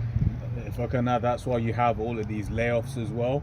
That was one of the many factors, because on that in Silicon Valley, they were basically using that basically free credit to hire up all of these people. And once again, in England, we don't understand the numbers Americans get paid. Someone was saying, I was hearing some of these numbers, bro. It's like they were saying like man are getting 6 figures for like the most basic of tasks, entry level jobs and that. Whereas like I was saying in the States, with my experience, that'll be $500,000, like that'll be a general paycheck. You working next to Bill Gates, right? But I was saying in America, those were the kinds of numbers, but that was funded by the free credit that they were getting. So then, when the interest rates went up, all of those companies were now like, all right, this is now too much. It's now expensive, right? So that's why you started seeing the layoffs. But at the same time, they had this product that they were trying to ship to the people, AI. So they say, oh, we're laying off people because of AI. No, they're not. They're laying off people because of the books, but because they're rehiring the same amount of people, but in India and in cheaper places around the world. I got a preset. Bring it up on that point. This is Ecclesiasticus 13. I'll start from 3. It says, the rich man have done wrong, and yet he threateneth withal. The poor is wronged, and he must entreat also. If thou be for his profit, he will use thee. But if thou have nothing, he will forsake thee. You know, there's even the saying that being poor is expensive, and it's real shit. Because if you can be poor and have you can have a parking fine for £80 and you can't afford to pay that, then that shit doubles to 160, then 320, then before you know it, you got bailiffs at your door. Then next thing you know, you can't pay medical. Then county court judgment, and then now you can't get more credit in the future when you need it. Exactly. And you use your travel money to pay for that, then you got no food, then you got to go. No, it's mad. It's a cycle. You got CCJ. Sorry, we can't lend to you. Sorry. Whereas like when you're rich, like even with the AI companies you were talking about, like you got like the big players. You know, like I think over like 40% of America's stock market is propped up by like Microsoft, the big tech, bro. And all they do is that they launder money between each other. Like Microsoft will pay AWS to use their web servers, then AWS will pay Nvidia, then they swap like. It's a circle. And it props up the stock, but then data centers is like, because I think they even say like data centers have been around for forever, but then it's only really with AI that you've had the big push for like put these super duper data centers, and then because of their doing, and then the thing is AI is meant to fund it, but then it's like how AI is going to make that money, no one even knows. So it's just it's basically all it, but then it's like that's how Esau's economy's always run. It's really just now a spotlight's being put on it, and exposed. Yeah, and then the thing is really the elite are getting ready to end this current monetary system. The Great Reset. Everything's going to be digitalized.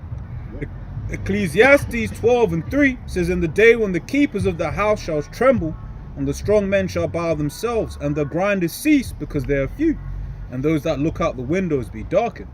Right, grinders cease because there ain't gonna be no jobs. AI is gonna be taking a load of these jobs.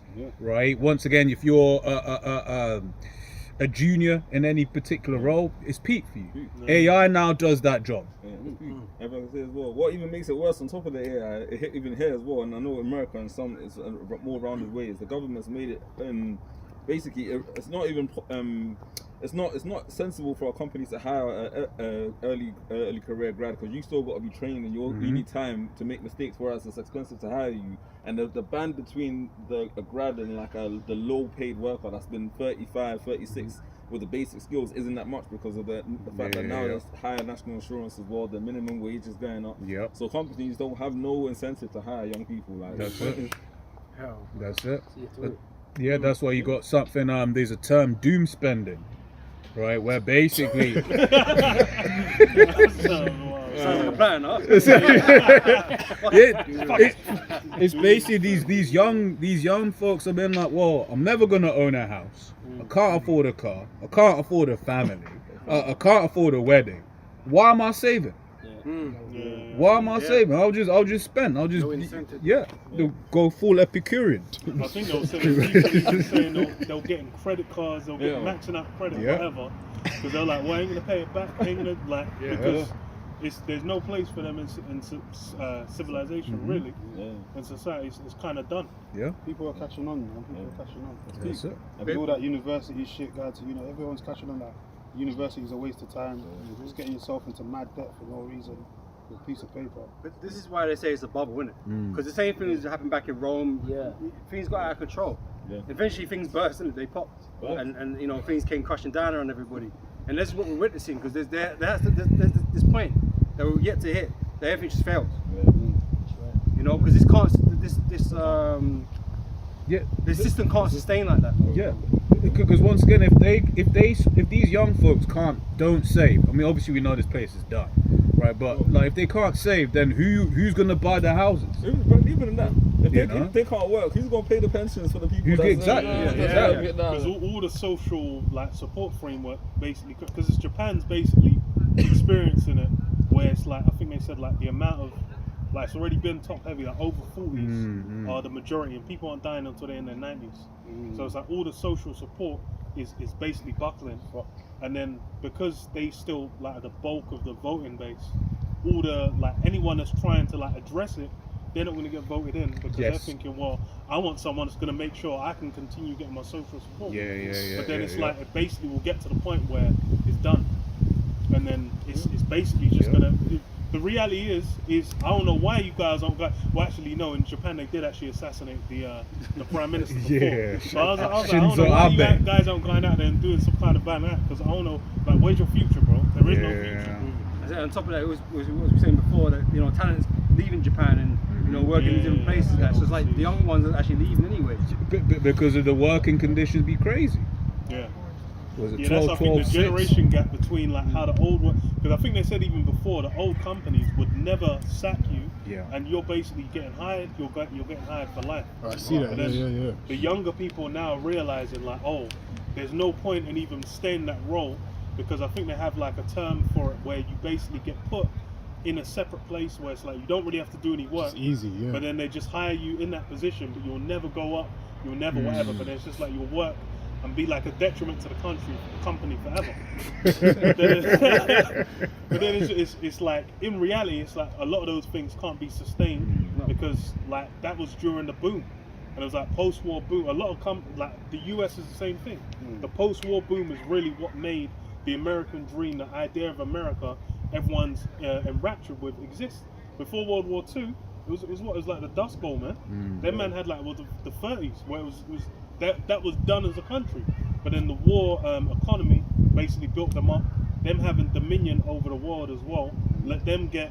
They were like, okay, they went to Japan now. Well, Japan's gonna deal with us like this. Korea War happens. Okay, then Korea's having to deal with us like this.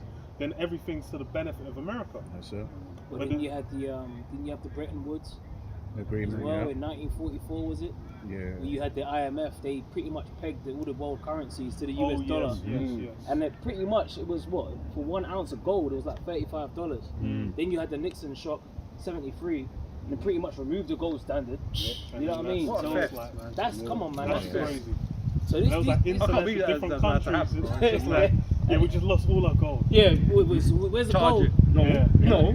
Even when you look at the footage, you see everyone handed in the gold in long lines. You see the guards with the guns and shit. That was a crazy thing that you done, man. Yeah. You know, Yeah. draconian. I've got a precept this on that as well. Jeremiah 51:7. Babylon hath been a golden cup in the Lord Yahweh's hand, that made all the earth drunken. The nations are drunken of her wine, therefore the nations are mad. And everyone bought into the system. That's what it's really, it worked to the benefit for everyone for a little while. During the 80s as well, it's like over here with Thatcher and whatnot, Thatcher and Reagan basically building up and then developing like systems where it seemed like, oh, it's just unlimited money fountain. Everyone's able to go out here, make money, do well. But then it's like you go like now, it's like, oh, ending the different what's it called? Ending all the different unions, various different protections and economies. That's the thing with the UK. It's like Brexit. Funny enough, is really just the fallout of what happened during the time of Thatcher.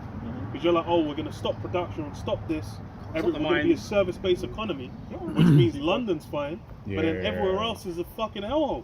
You go to some of these sites, bro. You go Sheffield. There's just, bro. There's wet. Like I'm like, bro. There's nothing out there. Like there's nothing. You just walk in. You're just like, what the hell am I meant to do? Which goes to show you that they're systematically destroying this country, because the last few things a lot of these smaller British cities had were universities. Right, and who main people funding universities? International students.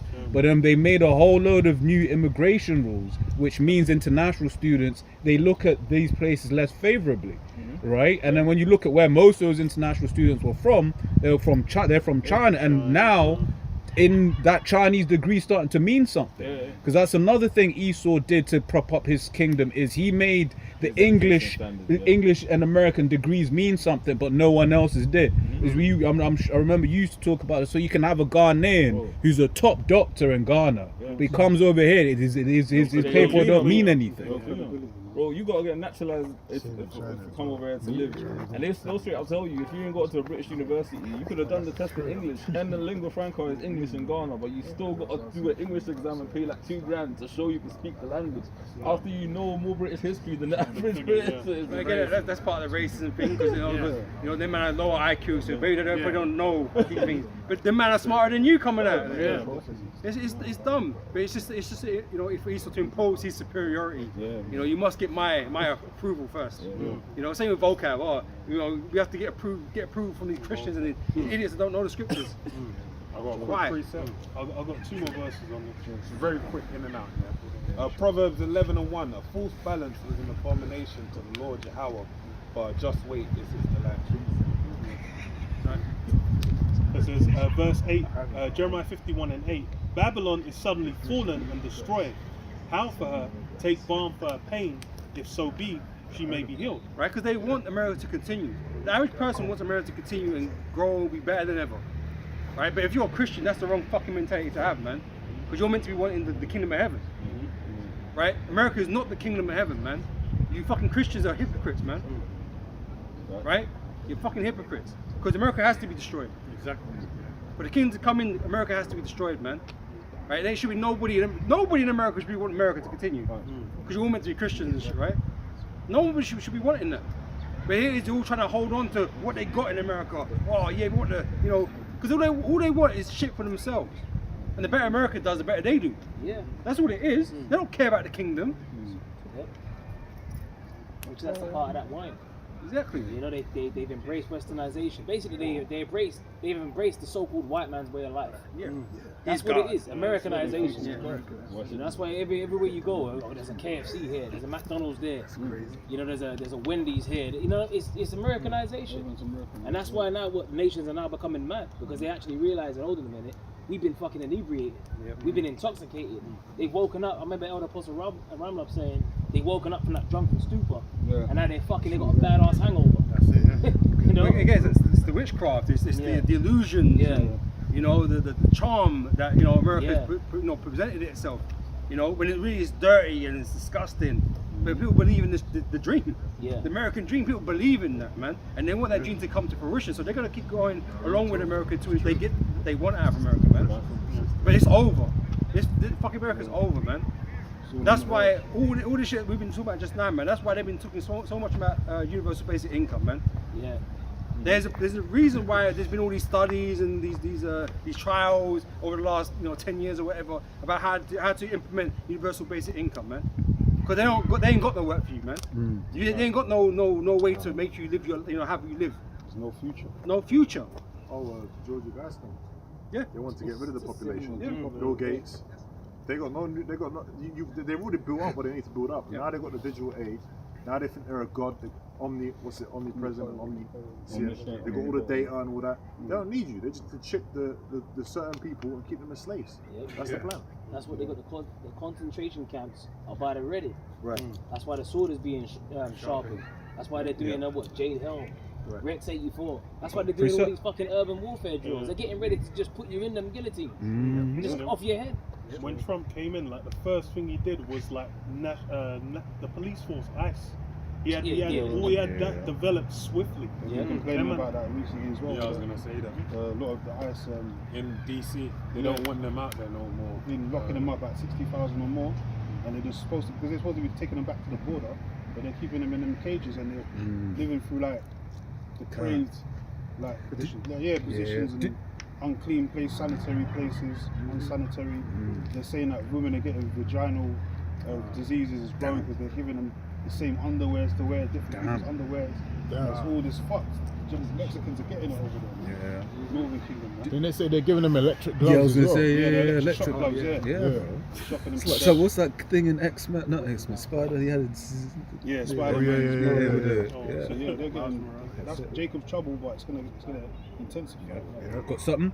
I was talking about work. Says Isaiah 19:15. Neither shall there be any work for Egypt, which the head or tail, branch or rush may do. So they're telling you that there's no work in the future, basically, right? But they're trying to nice you off by saying, "Oh, don't worry, we've got this other plan in being sorted. Yeah, we're just gonna give you universal basic income, and so you ain't got to worry about actually working. Because we know we're destroying your job. We know we're making your life a misery.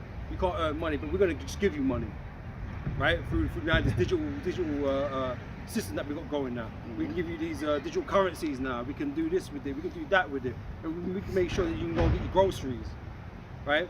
So people were like, well, if they're gonna do that, that's all right, But it's just a way to transition you to take the mark of the beast. Solid green. Just like solid green.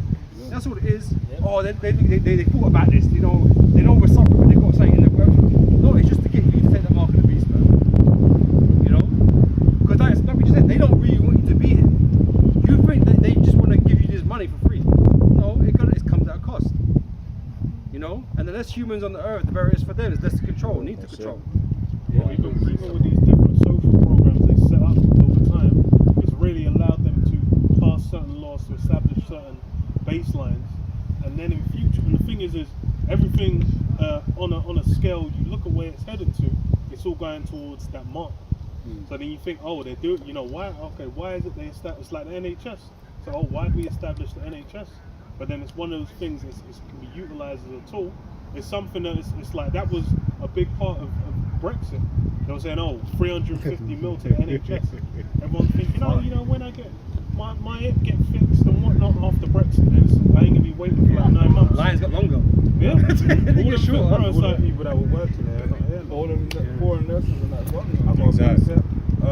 First Maccabees 8-4, and that by their policy and patience they had conquered all the place, though it were very far from them. and the kings also that came against them from the uttermost part of the earth till they discomfited them and given them a great overthrow, so that the rest did give them tribute every year. But the point being is that policy and patience was used by well, this ain't talking about the Romans when the Esau was in control, but it's formative in what was brought forth into Esau's rulership as the Roman Esau just Republic. reuses the other things that other nations There done in you the go. past. You know what I mean? Yeah, yeah. Recycles that stuff. You know. There you go. You know, with more devilish undertones to it. Yeah. You know, but yeah, it's to take choice and options away from you, man. Because if you can't go to work to earn your own money, then you've got no other option than to take money from the government. And if that's the only option you've got, then they can easily tell you, well, if you want to receive that, you're going to have to take this mark. And then what do you do? But you've got no other options. And the thing is, these people, if they've been, this is the thing, he puts everything on front street, on the main stage, Fauci getting up there and no commenting and everything. He basically showed you that with all the hoopla and, you know, everything that happened during 2020 to 2022 with the Novid and that, they basically twisted their arm to take that vaccine. But now it's come out that it was no good for you. So now everyone's aware of it, but a lot of people are, you know, going dumb at the air and saying like, I don't care. But this shows you when they come to bring about everything they're gonna set into play, that you already know what they're about. And they can look at you, you know, and tell you a bold face, like, not even lie to you, just tell you like, look, this is what it is. You gotta do this, or you know, you're fucked basically. Because when you're saying that, these people, they know they got messed up, but there's that quote from that film, man.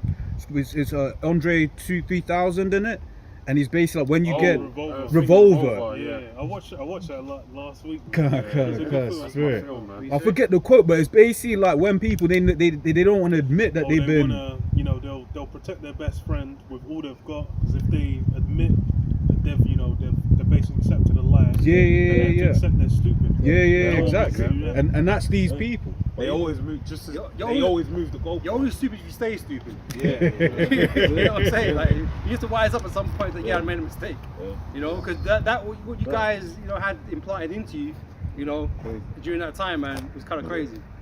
And to this day, it's not been approved. And that's it's like the way they were forcing it. I'm like, bro, they had it through social media. I remember, bro, everyone would get it and then post on social media. Oh yeah, I got mine.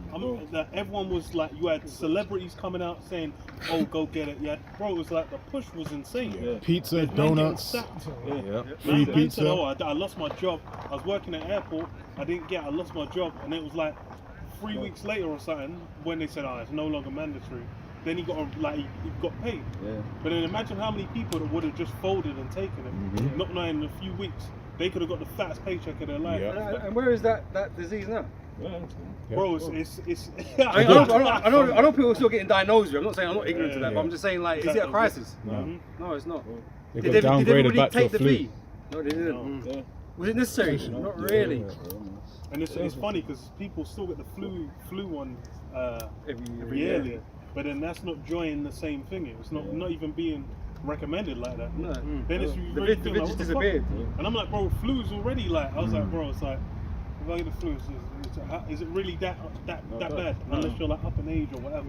And you know, even with the flu as well, like I think there's numerous different strains of the flu as well, but there's like 4 main ones, and they would when it's flu season, they try and do their left hand science and try to predict which strain they need to allegedly protect you from, but they never figure that out. So how the hell are they gonna then figure out how to protect you from CV in 6 months? Like, Yeah, but you know why? Because the one that they put you is living. It's alive, innit? So it can you know, evolve and do whatever to attack the ones that's gonna. I remember when they said, "Oh protein yeah," spikes and shit. bro, it's like man said like, "Oh yeah, you're never gonna get it again after you get it."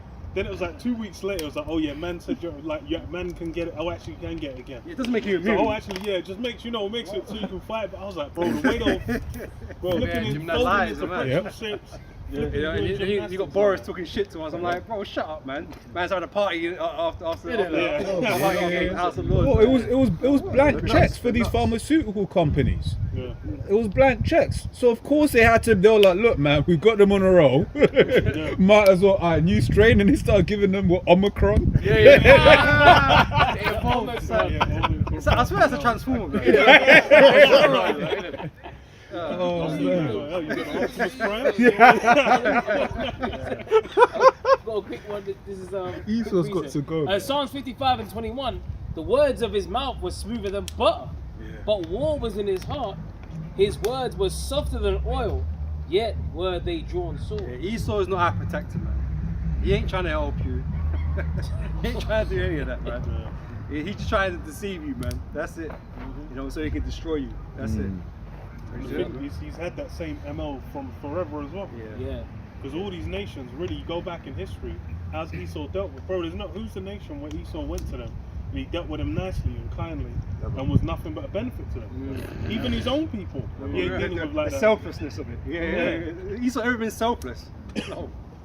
Well, his whole aim is to have you, like even Morpheus said it in Matrix. You listening, Neo? Because these people, Neo, are so hopelessly dependent on this system. They'll fight. So these people are actually out here fighting to protect this. That's actually what they're involved in. They're invested in this system. That's why they got AI making new vaccines now. You know, or anti-Vs. That's what they got AI making it now. BBC News just did a video on that. They said they've got like the one they're doing trials on now. I think it's a cure for cancer as well. Yes. I was like, bro, what's that? I've watched I Am Legend. I already watched the intro to I Am Legend. I know what's going on, bro. T-virus. When some zombie, some Resident Evil, some Umbrella Corp motherfucking zombies start going around. Then it's fucking it, bro. Then it's because I was like, bro, it's like cure for thinking. I was like, bro, I don't trust that for shit. Yeah, you start mutating and I grew a second arm, like a third arm, like what's going on? But yeah, that's it, man. It's a man spider and shit. They'll poison you, and then they'll say you've got the antidote. So with Psalm 94 and 20, shall the throne of iniquity have fellowship with thee, which framest mischief by the Lord? Mischief by the Lord. Esau's forcing you to do these things. So he threatened you with your job, he threatened you with your loss of benefits, your healthcare and things like this. He's really, because he really wants you to bow. He wants you to bow, man. Yeah, that's right. You know? They got on the news, I remember, it was either here or the US, and they said you are a traitor to your country if you don't take your national security threat. Man was saying you should die. You should die because you put everybody else through. That's outrageous. Bro, they were saying don't give them the breathing things, whatever, I can't remember what the respirators. respirators. They're saying, oh, don't give respirators. I'm like, bro, you guys are crazy. Jimmy Fallon? I think that geezer on his show, he was like, he basically was saying everyone would go, they were all clapping. You know? It's like crazy bloodlust or something, man. That man really hated man and didn't want to risk their lives. It became an idol. Crazy. That V became an idol, man. But they're directly on TV to convince others to move the same way, to think that way about you. You know? I say Esau's trying him, bro. The same people you were talking about in the Matrix, any one of them could turn into an agent. That's it. That's right. I got a precept. Yep. Sirach chapter 12 verse 10. Never trust thine enemy, for like as iron rusteth, so is his wickedness. Right, so you have to understand that when you're dealing with the so-called white man, who is Esau, right? Who is the enemy of all mankind. Right, not even just Islam, all mankind is an enemy too. Right, he got nothing good planned for you, man. When left to his own devices, he will only do wickedly. Only, right? So when he comes out with something like, it sounds like he's trying to help, don't believe that. There's another motive at play that he ain't speaking of. And then if everyone does speak up against it, oh, it's a conspiracy theory or they're crazy or something, you know?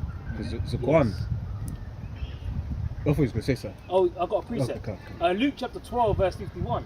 Suppose ye that I am come to give peace on earth. I tell you nay, but rather division. That's like you see in the earth. But even with the you know what I'm saying? He ain't taking it, you know what I'm saying? People were divided over that. Grassing on people that were leaving their houses, you know, clapping for the NHS, that collective. Come on, man, that was some real, that was creepy as hell. Every Thursday night, everyone's with the pots and pans. It was like, and they're showing you that it's becoming more Orwellian. Like, it's becoming like, if you don't like bow the knee to the state, then pretty much you are an enemy of it. Yeah. And they will come and hunt you down, but they'll get the people Why to ain't they shut you in. clapping? You see? Why ain't you clapping? Why ain't you clapping, mate? But that's the division, I man. was telling neighbours, snitch on your neighbour if they're going out and they're And we only need key workers. Right? Oh, You see? key Only work- yeah, the need key key workers. workers. Yeah, Key yeah, worker, yeah. right? Fucking If you're not key worker, you don't go work. It's getting you kind of the idea that only certain men work. Other men don't work. Right? Everybody else is on well, what will be universal basic income or whatever. Yeah, Everybody else don't furloughs, work. basically. That's yeah. it, yeah. You know? So there was a lot of foreshadowing what went on during that time period, man. Yeah. You know, but like I said, that was like a test run of sorts Yeah. to what's Yes. going to be going on. Including the fraud. Oh yeah, The fraud, that was a big thing. I remember just thinking about it. I was like, yeah, because it's like, well, last time you lot couldn't be trusted. Right, so now we need to digitize everything, make sure that we know who is getting what money and when. You know? Yeah, man, I remember that Matt Hancock guy, man. Yeah, He was just throwing money away. He's such a slimy cunt. Bounce back. The bounce back loans. Dominic Cummings. And they're all under, and the thing is, no one's resurfacing their shit. They're hidden somewhere, just chilling, Yeah. counting money. Just Preset? Oh, you got This is Revelation chapter 12, verse 12. Therefore rejoice ye heaven, and ye that dwell in them. Woe to the inhabitants of the earth and of the sea. For the devil is come down unto you, having great wrath, because he knoweth that he hath but a short time. Right, so a lot of things have been speeding up, man. And like I said, you've had all these events taking place. There's a lot's happened recently, in recent times. Let's be real about it. And like I say, Esau's pushing on. He ain't stopping, he's pushing on. He's relentless with it. You know, because like I say, he on a tight time scale, man. He has to get things done before the Lord turns up, man. You know, obviously, inevitably, you know, it's going to be run according to prophecy. So he's going to get a certain amount done, you know, but then the Lord's going to turn up. He has to get it done because that's the only way we can keep moving to the next stage. He has to go far beyond what he's doing now, just basically total depravity, total rage, and just try and take out the nation of Israel one last time. And the Lord's just going to step in, man, and deliver the elect. But this is the futility of it, right? Esau automatically wins if he's able to get the elect to take them off. But he can't. But he can't do that. If it was possible. If it were possible, right?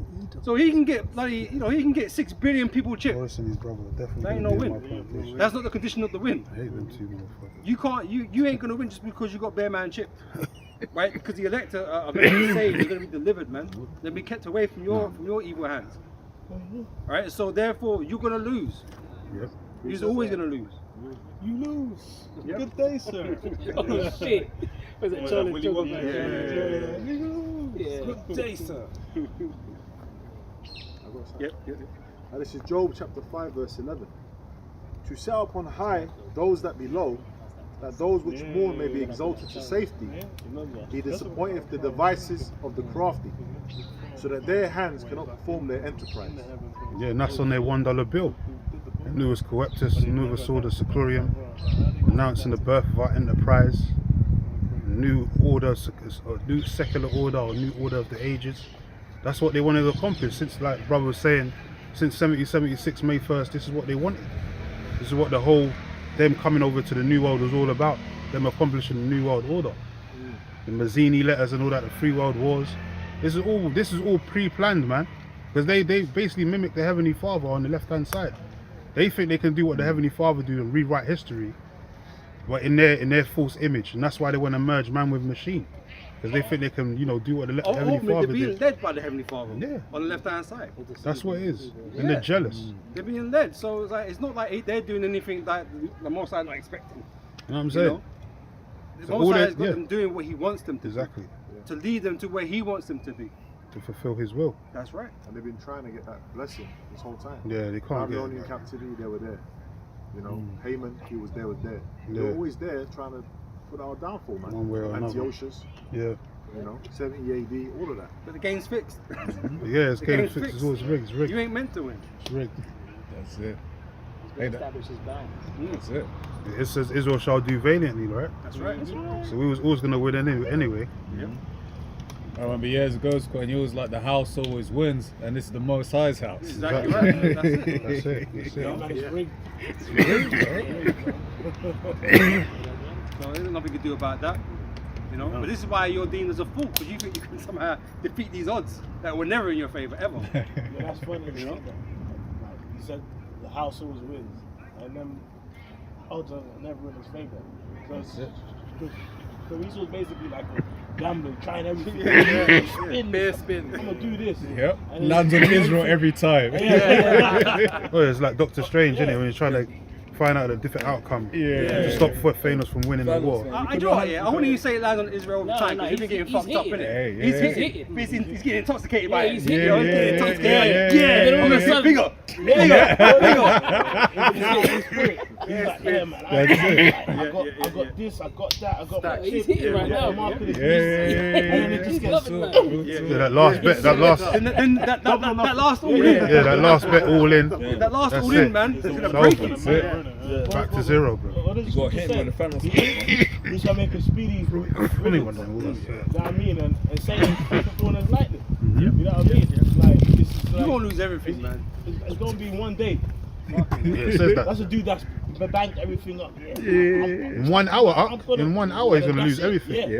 It- It's an hour. You know what? That's actually because it's like the house will do that to you to Yeah, get you hooked, course. to get Yeah. you comfortable. Yeah, tea. They'll let you. Yeah, it's a free bottle of champagne. You're on a Oh, real they roll really today. love me. You're on a real roll today, encouragement. Yeah. God is with you. Written in the stars. Until it's not working. That's it. You're just cooked. Then you're broke. Yeah. Hebrews 12:16. Lest there be any fornicator or profane person as Esau, who for one morsel of meat sold his birthright. Yeah, he's natural born gambler, man. Yeah. Natural born gambler. He take it Gamble on the for birthright. real. Yeah, because like Cain knew the way of righteousness, but he gambled on his own team. He's a chance taker, bro. He take it. You got to rate it in some way, but it's dumb. It's dumb. It's He was dumb. like, you know what?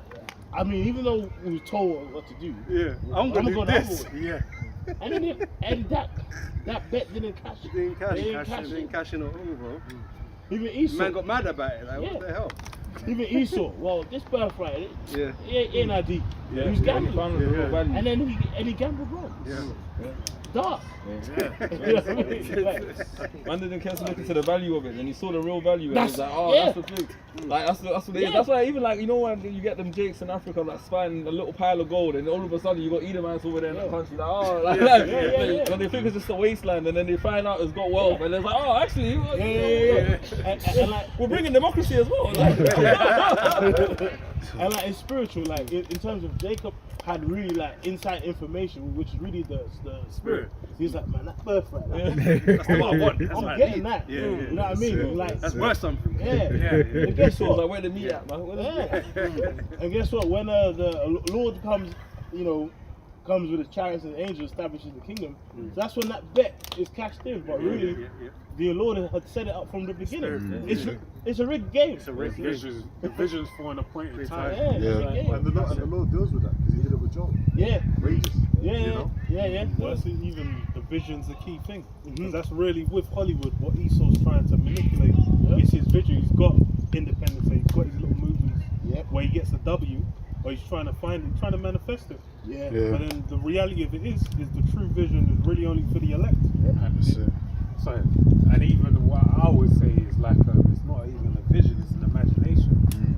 It's something that they've imagined within their mind. You know, it's not real.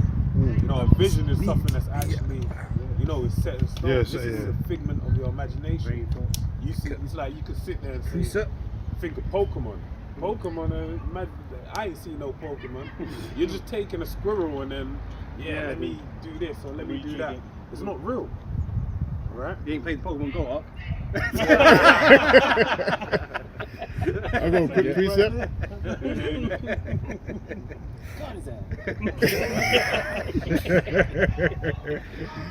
This is Proverbs 16 and verse 33. The lot is cast into the lap, but the whole disposing thereof is of the Lord. And in the NLT it says, we may throw a dice, but the Lord determines how they fall. So chance don't really exist. It don't exist. all these odds don't really exist. The Most High is a manipulator of your chance, of your luck. Yeah. Right? In terms of Jacob, you know Jake, it's a rigged dice game, man. It's rigged. Adrian Broner's That's right. You know, it's rigged, bro. It's rigged. Oh man, it's rigged. The only thing that exists at the end of the day is the will of the Lord. Right, and that is certain. So there's no chance in here. You know what I'm saying? So you might think, oh, 'cause on the ground here, it's like, oh, well, there's a chance this could happen, there's a chance that could happen, and the odds is this and that. But ultimately, the Most High has decided the outcome. Yeah. You just play it out. Yeah. And we know that those odds are enough. I mean, I didn't know Man United was going to lose yesterday. I didn't know that. I didn't know that. I wish Ricardo was here. I didn't know that. I didn't know it was a phone call, mate. But the Most High knew what I was going to say. The Most High knew they were going to lose. I didn't know that. You know, so the angel got sent like 3 months ago to make that happen. He's like, yo, fuck his knees up. I called that 3-0 Arsenal, man, but you know, I didn't bet, man. You never know. We don't know, right? We don't know. So we don't, you know, I don't have to bet them things there because I don't like losing money. They lost me money every time, bro. Isaiah chapter 55, verse 11. So shall my word be that goeth forth out of my mouth. It shall not return unto me void, but it shall accomplish that which I please, and it shall prosper in the thing whereto I sent it. Right, and that's why we know for certainty, you know, the things that are going to happen. How they're going to happen, the way the Most High wants it to happen. You know? Because the Most High is in control. Right, so this is what gives us confidence, man, because it's not really down to what we think, it's just what the Most High's will is, what it's going to be. Right? So we're not worried about, wait, but what if Esau does this, or what if he develops some new type of weapon? That ain't going to happen. We know it's not going to happen, it's not written. And that's why the Lord said, don't be frightful, don't fear. But obviously it's going to be hard times, people are going to be bugging out. But these average people out here, they're really going to be losing their minds, like savage mode, acting like crazy monkeys in the street, fighting tooth and nail for the last loaf of bread on the shelf and all that. But because we got the upper hand, the foreknowing, and the knowing what these are prophecies that the Lord said are going to happen, we're supposed to be like in that same mindset. Wisdom and knowledge shall be the stability of thy time. We're supposed to be more stable in the mind and just be like, let the Lord do his thing, because this needs to happen, man. It's the necessary evil. That's right. But at the end of the day, it's not going to touch the Lord's elect, because we've done what we were supposed to do, the labouring of love. And the Lord said if you do the work, he's going to protect you in the end. So, you know, my servants shall eat. So when these people out here starving, you know, the Lord said our servants are going to eat, they're going to be satiated, they're going to be okay. That's right. That's why we have to have faith, man. And don't be fearful like these other, you know, people out here are going to be bugging out. I got one as well. This is Job 5:12. He disappointed the devices of the crafty, so that their hands cannot perform their enterprise. So And that's he's it. not going to succeed. Yeah. As much as the power he has and the influence, the wealth, the resources that he has, he's still not going to succeed. He's not going to get that even though he far. has the upper hand right now. That's it. Because the Most High is not going to allow him to complete what That's he's it. planning That's to what do. it is. And the Lord said he's going to cut the time short anyway. You had the ancient Babylonians, they were supposed to rule for a certain amount of time. And the Lord said he was going to cut the time short by a couple of years, and he did it.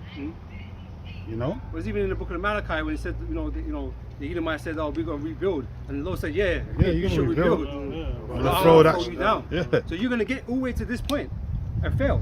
Yeah. Because the Most High don't want you to rule the earth forever. There's no way. Yeah, if he Lord wanted would you have to go on continue, forever, yeah. man. If he wanted you to continue to rule, he'd let you rule. Exactly. But he said, "No, your time's up. That's it.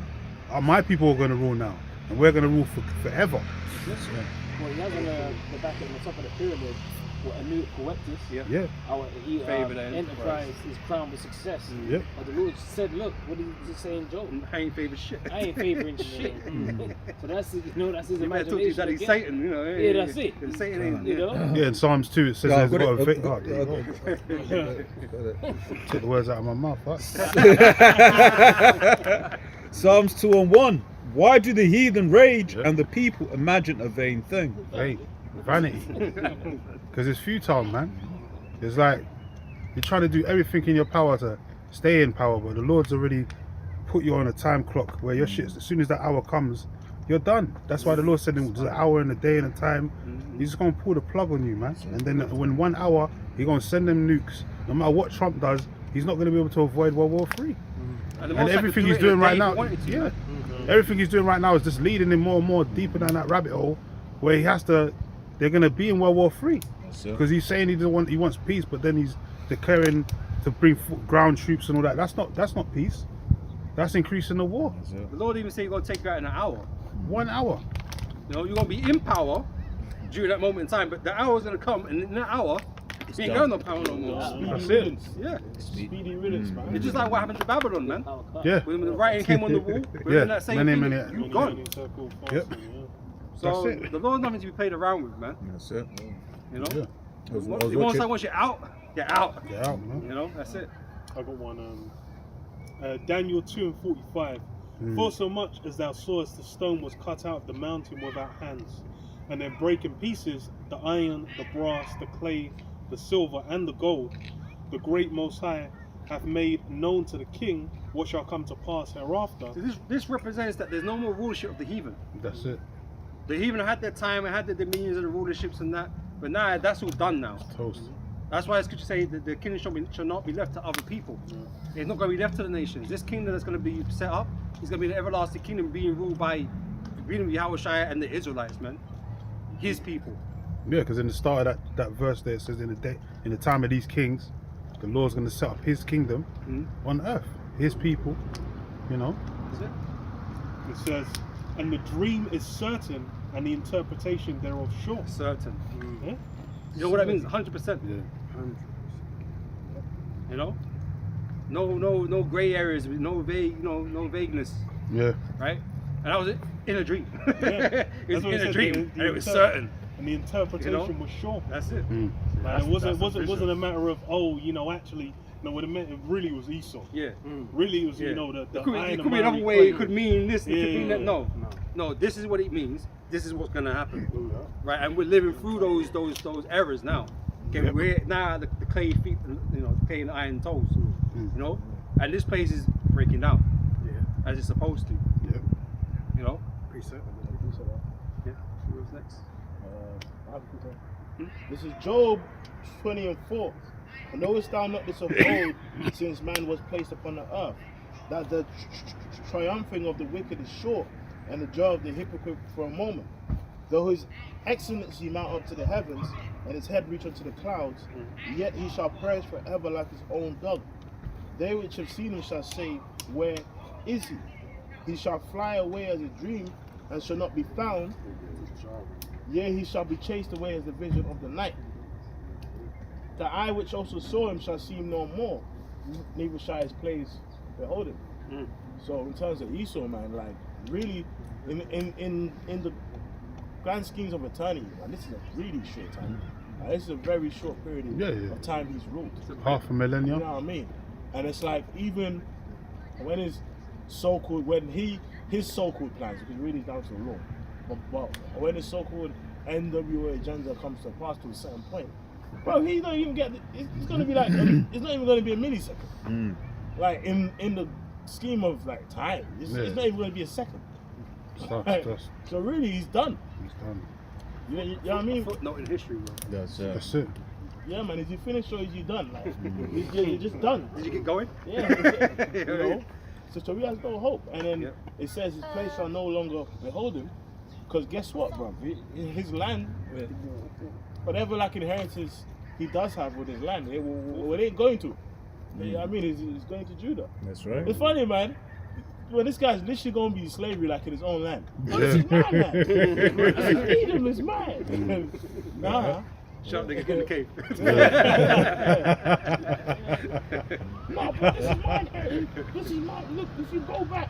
Listen, man. Slave. Hey, I'm like, remember that birthright? You sold it. You sold it. You sold it. Sold it.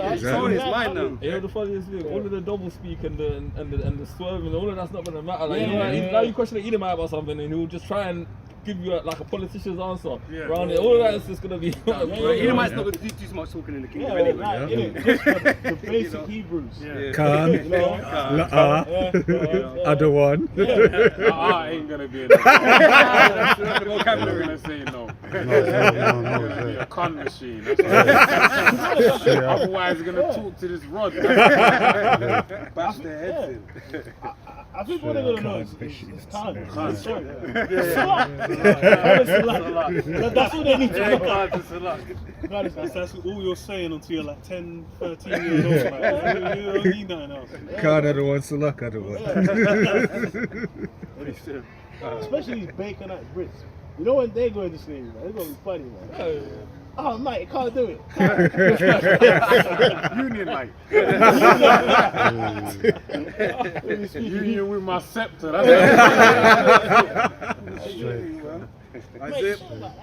Isaiah 45:17.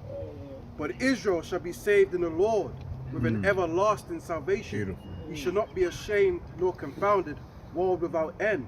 Yeah, and that word world there, that word world there is talking about age. It's not talking about, you know, the cosmos or the actual whole world itself. It's talking about time period. In the Hebrews, Ayawalam. It says it. Yeah, Ayawalam, which means a perpetual time of rulership. And in the Greek, it's Aeon, which means the same thing basically. But if you ask Nate, he'll tell you, man, oh, you know, Nate, they're gone for a little while. Yeah. And then Magog is going to come out from nowhere. Nate would just say that's the whole world. Ligaments. That just means the whole world. That's dumb. We're reading NLT version. It's NLT, Isaiah 45:17. It says, but the Lord will save the people of Israel with eternal salvation throughout everlasting ages. They will never again be humiliated and disgraced. Never again. Never again. So Magog ain't going to do shit. Yeah. But we're not going to go into captivity again. Yeah. Okay, the Lord is not going to punish us in sight of the nations no more. Yeah, after 1,000 Won't need years. to. Innit? Because once Esau goes down, that's it. That's it, man. He ain't like, he's not in power because of him. So it ain't like he's a threat because of him. Yeah. He's only a threat because he got blessed with the sword. Like, people acting like he saw some superior god, like he can always bounce back. He's not coming back into power, man. Once he goes, he's gone, man. That's it. That's it. Job said, among the bushes they brayed. Yeah, man. The cave monkeys, man. Cave monkeys, man. They ain't coming back into no damn power, man. This ain't no Khazarian Part 2 empire, man. Coming out of the caves back into rulership. And then there's the Moors that put them back into society, civilize them and all that. We ain't gonna do that. We're gonna civilize them with the rod of iron. That's what the brother was saying. We're gonna hit them with the rod of iron on their heads, man. Dash their little children to pieces, man. Man's acting like these guys gonna go in the cage and have like make a plan, computer and the laboratory. They think it's Iron Man. You remember Iron Man, the Iron Man 1? In the cave making iron. You know what? He's got a couple of pebbles and it turns into a suit. And he's got rocket launchers. That's Stark Enterprise. Back cave utility belt. Yeah, he's gonna have his back cave. Well, it's Elon Musk, innit? Because he thinks he's Stark, innit? So he's gonna be in the caves, creating a little weapon and all that. He ain't got a Christmas Stark, man. Fucking that guy's gonna be in torture mode in the kingdom, man. That's it. Elon Musk. And brother's got spiritual power. But Robert Downey Jr.'s way smarter than him. Yeah. Esau's done. Esau's free, man. Once he goes down, that's it. He's nothing superior or benevolent about these devils. They're just another being on the earth that the Lord gave power, man. And he's taking that power away from them, man. It's good to say the Most High sets up the nations, man. He puts them in power. So he gives them some type of advantage over another kingdom, man. It's always been this way. We've had greater kingdoms than America. You had Babylonia and all that. Yeah, first Babylon was greater than America. That's why he was there to go. Yeah. You're the bottom, you're the basis, you're the feet of it. So how is your empire going to just thrive forever and ever? Esau's just always going to stay in power? No, man. That's that white supremacy shit. You got spirit You gotta get IQ, that Stockholm syndrome out of your mind, man. How does Edom beat people that are evil? Exactly. Can't be a god. He'd be a god, yeah. You would have Frank Ocean sing a song. What's a God to a non-believer? I will show you. No church in the world. That's it.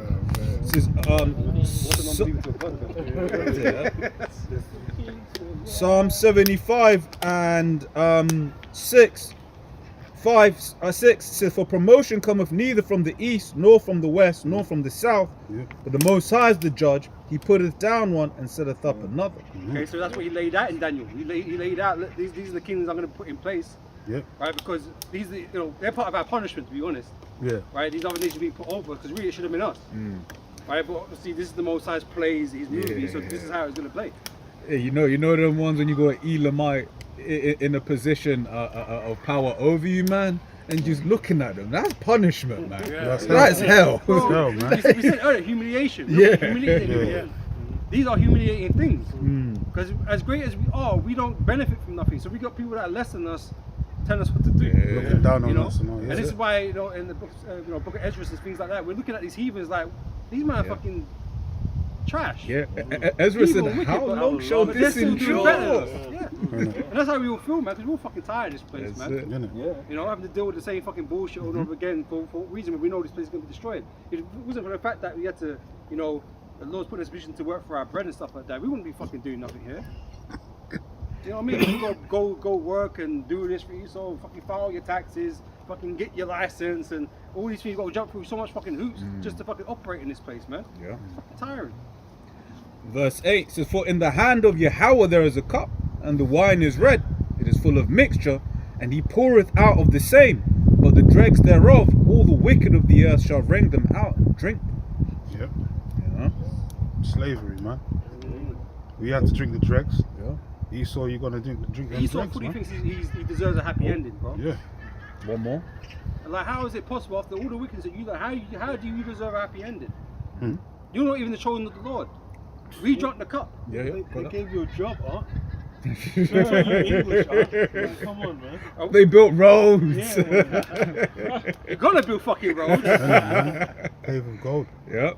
Oh, man. Got another one. On that it says Jeremiah 49 and 12. Yeah. For thus saith Yahweh, behold, they whose judgment was not to drink of the cup have assuredly drunk. That's us, the children of Israel. Because we're meant to be the righteous on the earth. We're the Lord's chosen people, but we fucked up. And that's something that we've got to acknowledge, right? To understand our plight here, why we're here in the first place. You know, that's part of the requirements of coming back to the Lord, to acknowledge your own sins and the sins of our forefathers. Yeah. You know, so that's something the elect, and the elect do. Right, That's the rest the- of our yeah. people are not concerned about all of that. That's the You know? reconciliation, isn't it? That's right. That's why the second covenant is only for the children of Israel. No other nation can get involved with that. Because we're the only ones that went off, and we have to be reconciled back to the Heavenly Father through the slaying of our Lord and Savior Yahweh Shai. He spilled his blood for his people, man. That was the prophecy. We're going to save his people from their sins. It didn't say the whole world, the whole earth. It's not talking about all nations on the earth. It's talking about the nation of Israel. It says, and art thou he that shall altogether go unpunished? Thou shalt not go unpunished, but thou shalt surely drink of it. So do you think you're going to get away when the Lord's children didn't get away? No, punishment for sin is punishment, man. You're going to get punished for doing wickedness. You know, and you've done it more than most. All right, so you're going to have to drink that cup as well, but you're going to stay down. The only thing, the difference between us and you is that we've been given mercy. Yeah. That's all There's it really no comes mercy for comes you, down to. Quick precept. This is James 2 and 13. For he shall have judgment without mercy. That have showed no mercy, and mercy rejoiceth against judgment. It makes me think about the parable of the rich man. Lazarus. It's about when he was in, being comforted, and how he was hoping to get him to dip his finger in the water. He ain't gonna get no mercy, man. That's it. It was in Lazarus' Abraham's bosom. Yeah, basically, yeah. And Yes.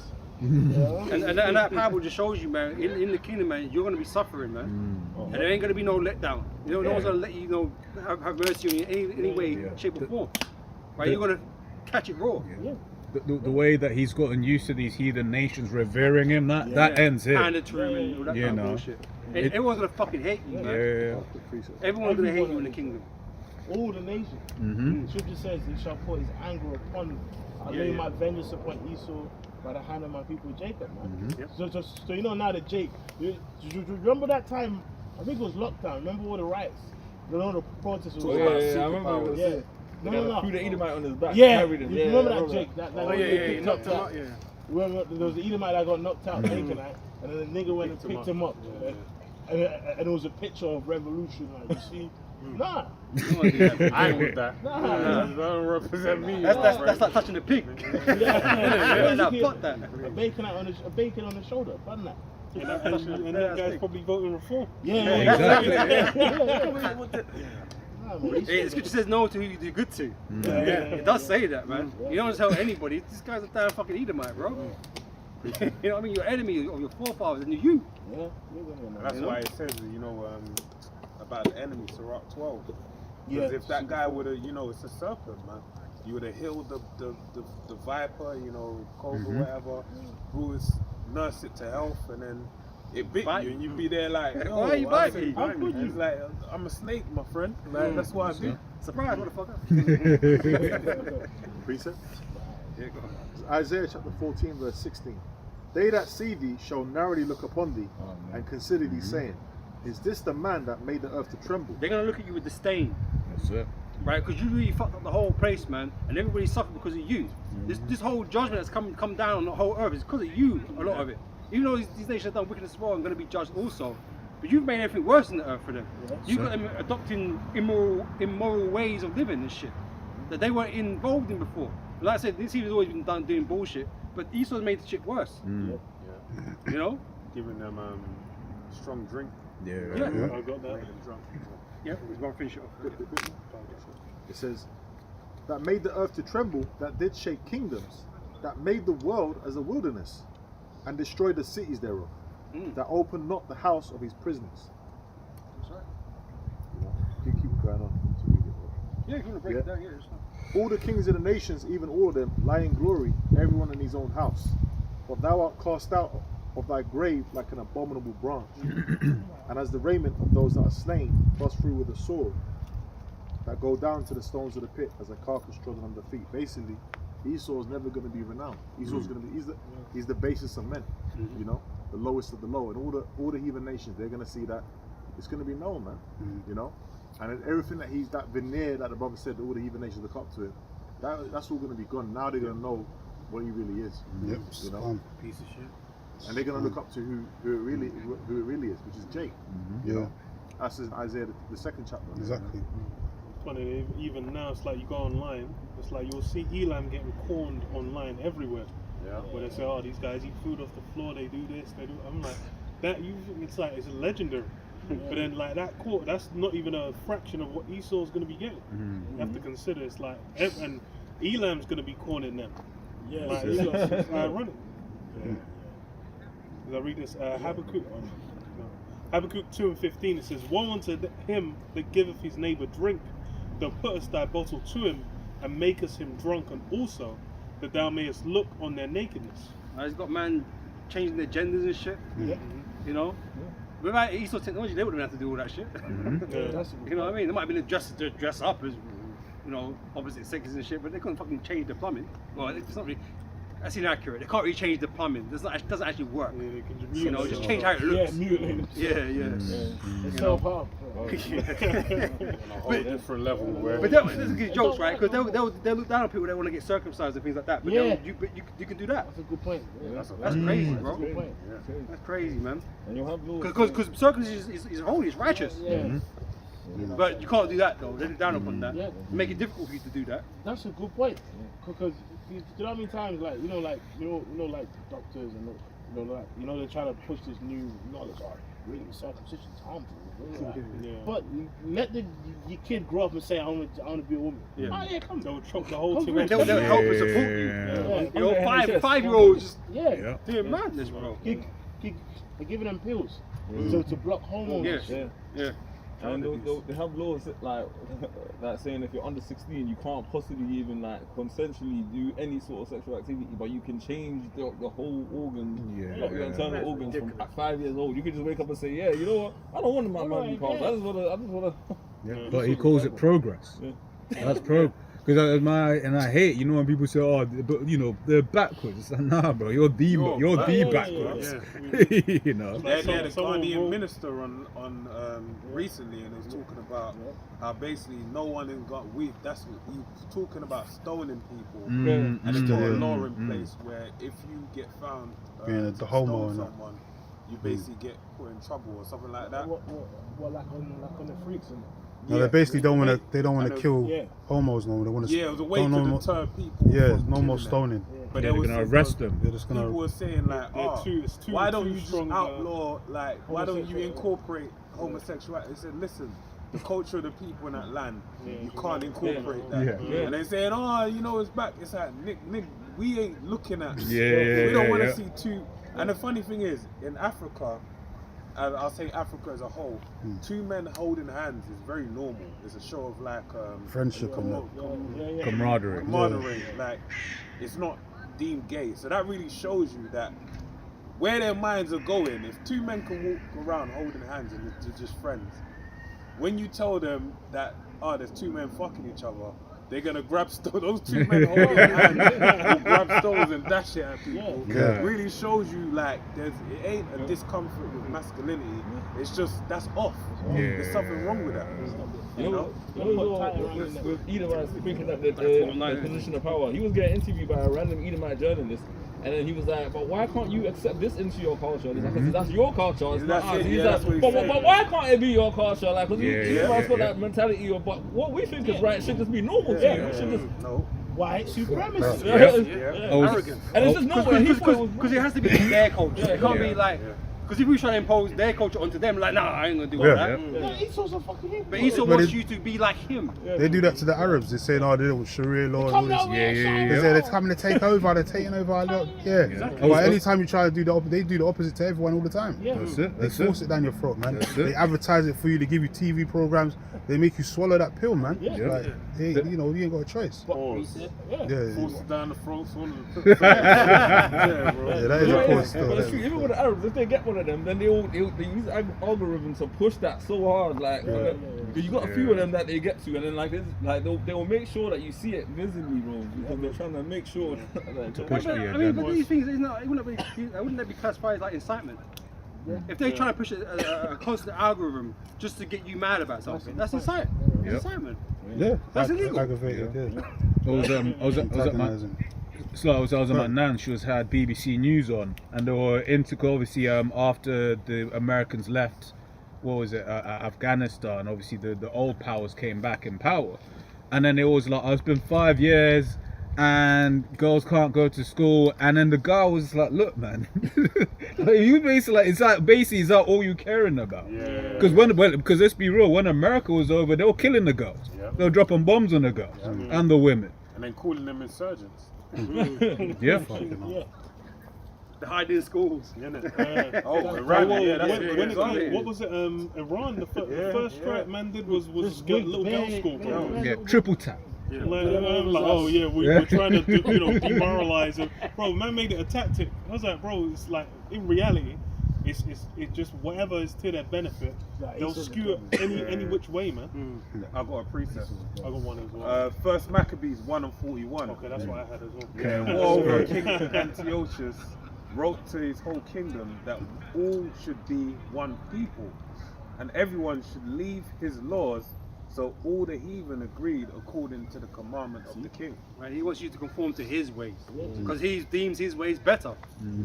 That's what it is. But his ways are the ways of wickedness.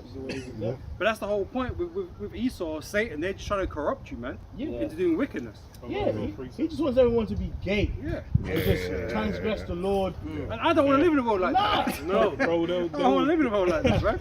There was I can't even remember who it was, bro, but it was like someone was talking about some girl online getting interviewed, and then she says like, oh yeah, really, it's like, you know, my son was 5 and he wanted to play with like trucks or whatever, and I was like, damn, I really hope he grows up to be gay or whatever. And I was just like, bro, it's like this is how bugged it is. It's like now it's like, if you don't like, you're thinking, damn. It's like if he's just a regular guy, then no, I fail. I'm like, what? I was like, bro, you realize like 99.9% of people on the face of the earth are just regular, like, I mean, they conform to the that's normal. Like wishing, like, hoping, when my son's born or whatever, you know, he grows up having autism. I mean, on one hand, it's in the same vein. Like, on one hand, they might be super intelligent on some things, but other times, it's not really helpful like that. You know what I mean? Like, being the flamer is not productive, man. And they got demons. It's like, I hope he grows up big and strong. It's like, he's big and strong, there's something he can do. Them freaks are so violent. They're violent, They've got some untempered rage, bro. It's like they're allowed to get away with like behaviors that if a dude with regular dudes doing that, then everyone's like, cops are getting called. Like, you know what, then, mate? Like, bro, it's like the Flamers are doing it. They're just like, oh, he's so, you know, he's just Expressing he's himself. expressing, you know. Women always say, they'll be like, those moles are they're mean. It's like that, it's because they got demons on them. They ain't right, man. What? The faggots will shake the shit out of me. It's so violent, bro. In the skirt as well. Oh, you see them? Don't misgender me. Hey, you remember that guy that smashed up the game show? Yeah. It's so violent, bro. Shit, like, you imagine there's people who call us violent. But them niggas, if you misgendered, this nigga's 6'9". Screaming. Oh yeah. There was one of that meat Yeah. in the dress, bro. Where it's like, bro, you tomped the guy out. I was like, damn. I was like, that's hell. He's like, you got some Women are like that as well. They're the worst. Yeah. You'll see like they'll be putting hands on men, and it's like, bro, you like, why would you even? It's untempered. Like, like you gotta control yourself. You know. I don't know what you're doing, I got a quick one. Romans 12:2 says, "And be not conformed to this world, but be ye be not conformed to this world." And whose world is it right now? Huh? It's Esau's world, man. Esau's been given power over the earth. The earth is given into the hands of the wicked, no? Yeah. This is his world. And he wants you to be like how he wants you to be in his world. Okay, like we say, we running through it all day, man. It's just evil wickedness, man. You know? Yep. But be ye transformed by the renewing of your mind, that you may prove what is that good and acceptable and perfect will of the Most High. So what he's saying is really you need to go back. Yeah. Go back to the right ways. Because we left off the right ways, right? You need to go back to the right ways. Right? So there's nothing archaic about these scriptures, man. Right? The laws and the things that are in it are forever, they're eternal. They're applicable to the modern day. That's right. Right? Because when you do wickedness, when you put your hand forth into all these new radical ideas and shit, destruction comes, man. The world before the flood, they found out. And the Lord sent that flood, man. They found out, man. Wickedness is not productive. Right? So you're better off just going back to the right ways and living by the righteous standards, man. And then you'll be safe, you'll be cool. The triumphing of the wicked is Sure. Yep. I got something. Romans 1:25. Who changed the truth of the Most High into a lie, and worship and serve the creature more than the Creator? Yeah, now we're doing what man says. You know, what Esau says. You know, man will change up the whole church system and say, flamers can join too. Yeah, women can be pastors as well. What the fuck we talking about here? What woman has any idea of the spirit? All they got is a bunch of emotions, man. They don't know prophecy. You know, they're not about upholding the law. They're too squeamish. You know what I mean? No. Someone to death. That's brutal. That's brutal. It's Destiny's Child, man. It's just emotion. It's like, bro, but anything, bro. It's like when you get in crisis situations, it's like you see with female cops a lot. They'll have like someone gets violent or whatever, then start bugging out. Get all Or kind even of you trigger see happy. people fighting on the street, you're always gonna hear what? Screams in the background. Stop it. Oh yeah. It's so disorientating. You're not even bro. there. What the hell, bro? You don't even know where the two guys fighting. And it's weird. That's such a natural reaction for them to have. Yeah. A man don't do that. Man's like, he's on edge. You know what I mean? He's ready for something. He's like, women just bug out. Which makes me think of the law, you know, about the push. And now where it says if she doesn't scream out, because I mean, you was with it. Because your natural is to scream and to be like, yo, what's going on? So if you're not screaming Because now. the scream is help. Yeah. That's what the scream's for. Yeah. Like they want attention. They need attention. Someone to do something. Because they're not capable of doing anything themselves. That's the difference. Because they're the weaker vessels. By default. The scriptures say they're the weaker vessels. So there's order and hierarchy the Most High have already established, but they don't even respect that. They don't respect the order of the church. That's why they want to be up in the church. Oh, why can only man do that? Well, it's because the Lord said so. That's right. It's not because typically a man said, oh, you can't do that just because a man don't want you to be there. It's not really nothing to do with that. The Lord said so. Right? And then you're just trying to violate now. Right? Because you're going against the order. I got more. It says, who is blessed forever, amen. For this cause the Most High gave them up unto vile affections. For even their women did change their natural use into that which is against nature. It's vile. It's both, like, you know, because in this world, it's like you got men who are gay and it's like lesbians are all right. No, Yeah, they're exactly. both wicked. Exactly. You know, like like in music culture, girls kissing girls and no. What was it Britney and Madonna? That was I think one of the first big ones where it was a big cultural event for them doing it. Yeah, because you know it's funny, like it's like especially like a Benjamin, like when it comes to Batty Man, Bon Batty Man, but it'll be a dyke, two dykes. No, they both got to go too. Like it ain't just the geezers. Both of them got to go. That's right. It's all perversion at the end of the day. The Benjamin women, there's a lot of them that are dykes. Yeah, bro, it's common, bro. It's a trend, bro. A lot of women have had a lesbian experience. Because Esau tells you just to give into your lust. But what they are is really demons that you're meant to be fighting. And if that means like if you feel yourself like that you're attracted to the same sex or whatever, you're meant to be fighting it the whole fucking life, man.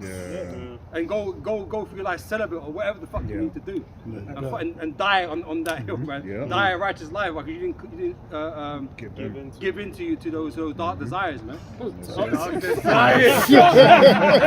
dark, man. That's just too dark, bro. That's just too. That's the phantom zone, bro. That's too dark, man.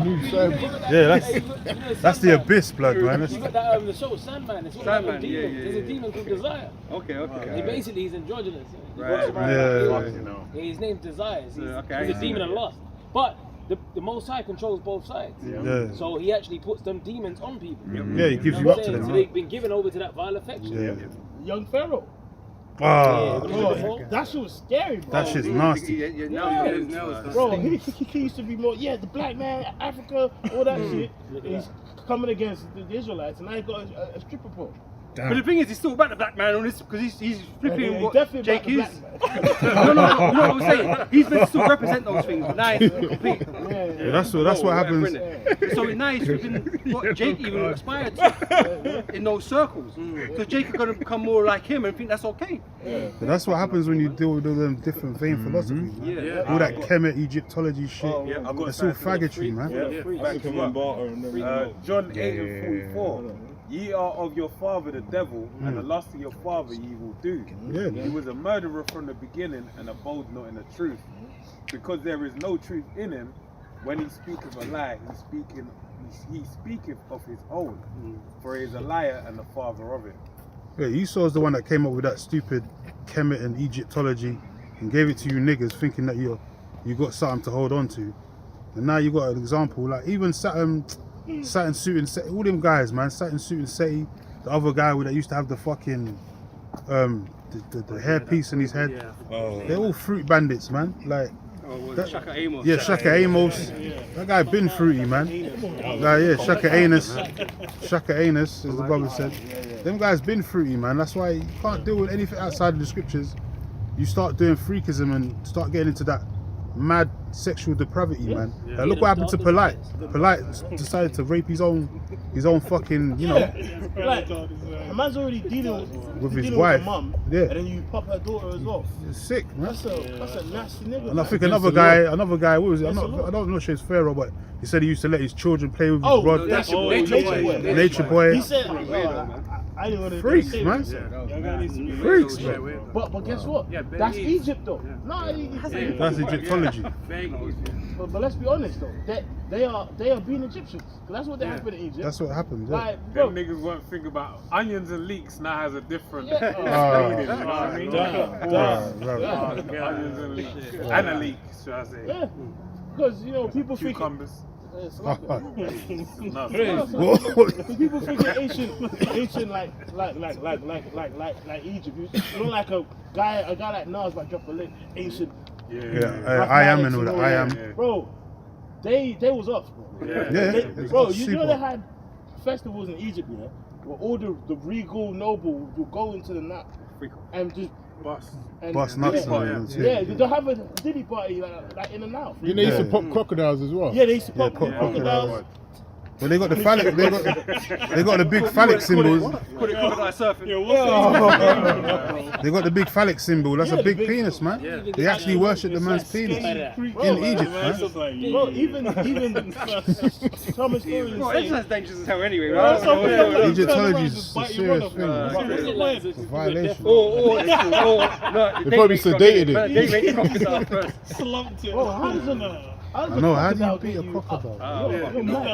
You're mad. It's not a pretty creature. I'll tell you that. Mad. Well, even if there was a pretty creature, you see. That's crazy. That's mad. But yeah, man. Heathens, man. That's Egypt for you.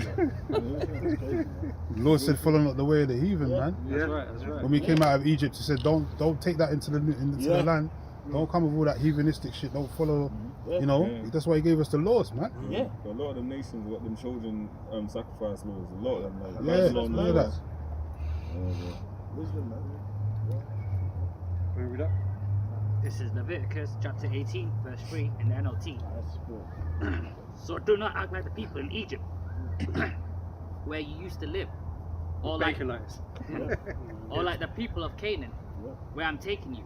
You must not imitate their way of life. That's it. That's right, Because man. they were 'Cause we doing got all our that own batty way. boy, yeah. We're a holy people, a separate people, Yeah. given laws, such commandments by the Heavenly Father, man. It's wisdom, man. Because they was heavy into that batty boy shit and Heavy, bro. heavy. Bestiality. Adultery, all of that, man. That's right. You know, but I say he also wants you to conform to his ways. No, no, your ways ain't right. Yeah. You know.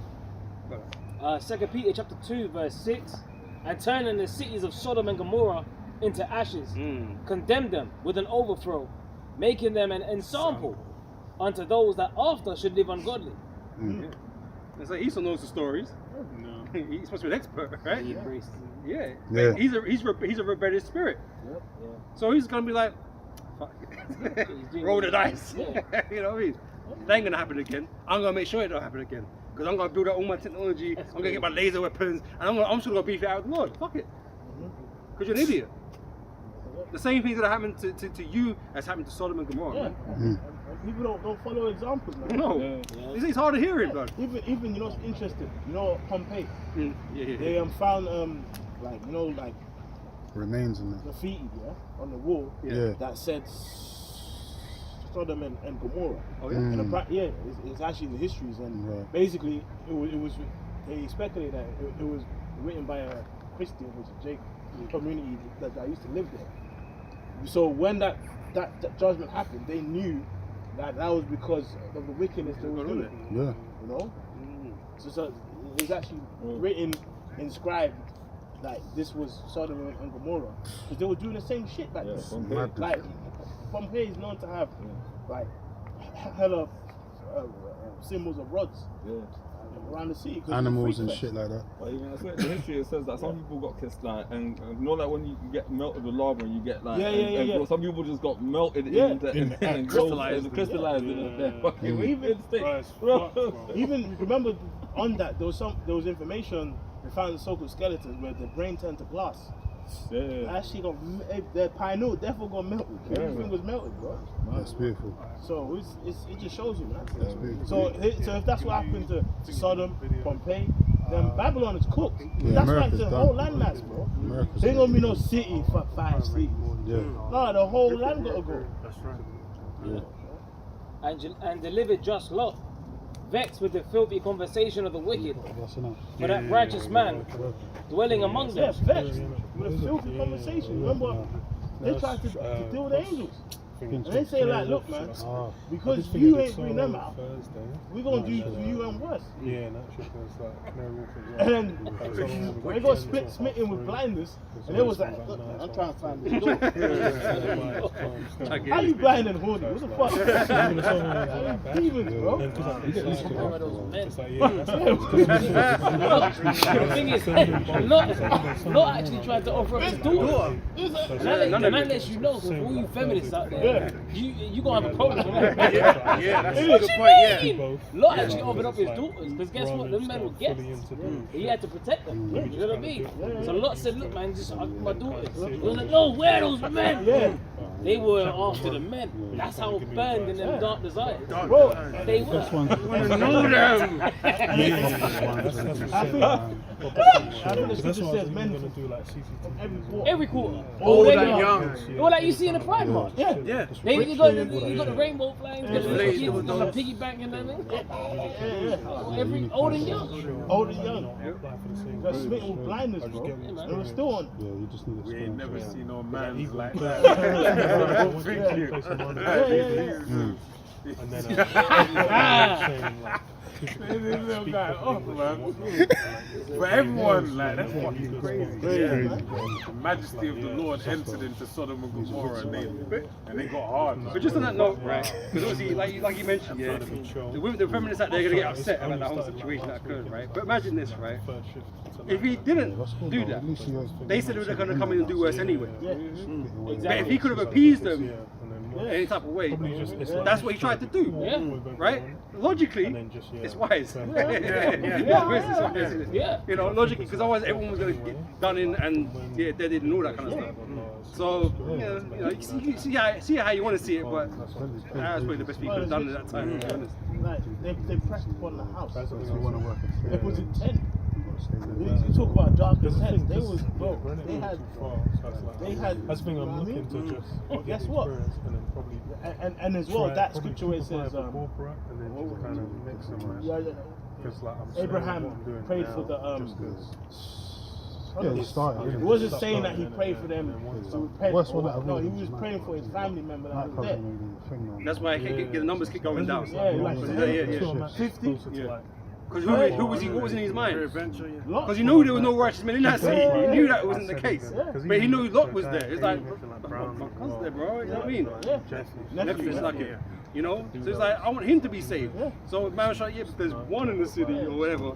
And then, you know, and after it was concluded, you know what? I'm gonna fuck this up anyway, but it's not gonna come out. Pack his bags. You know? Pack his bags. Well, no, actually, not even pack his bags. Because he just went straight. He said, don't, because his wife looked back. His wife looked back. He just said, keep going. And guess what? His lady looked back. And she became a pillar of salt that's still there. You know? But back in the ancient world, looking after your guests was extremely important. You know, any guests that will come to sojourn and come and lodge at your house, you have to take care of them. That's how important it was. You know, so for Lot to do that, that's gonna hurt a lot of you guys with, you know what I'm saying? You get your feelings hurt about, you know what I'm saying? And even the natural use, like the women and the man, that shows you the levels even off that scripture alone. And there's a lot of things like bloodlines and stuff like that. You don't know who you're gonna be entertaining, kind of thing. Like that person might be important. His bloodline might be important, bro. Exactly, You know, if that man dies or something happens to him, maybe that bloodline doesn't go on no more. You don't really know, right? But it's important to keep these family lines going. You know, a woman doesn't have that kind of position. No. You know, so what happens to them is a small price to pay in that way. You know. Precept. This is Amos chapter 9 and verse 8.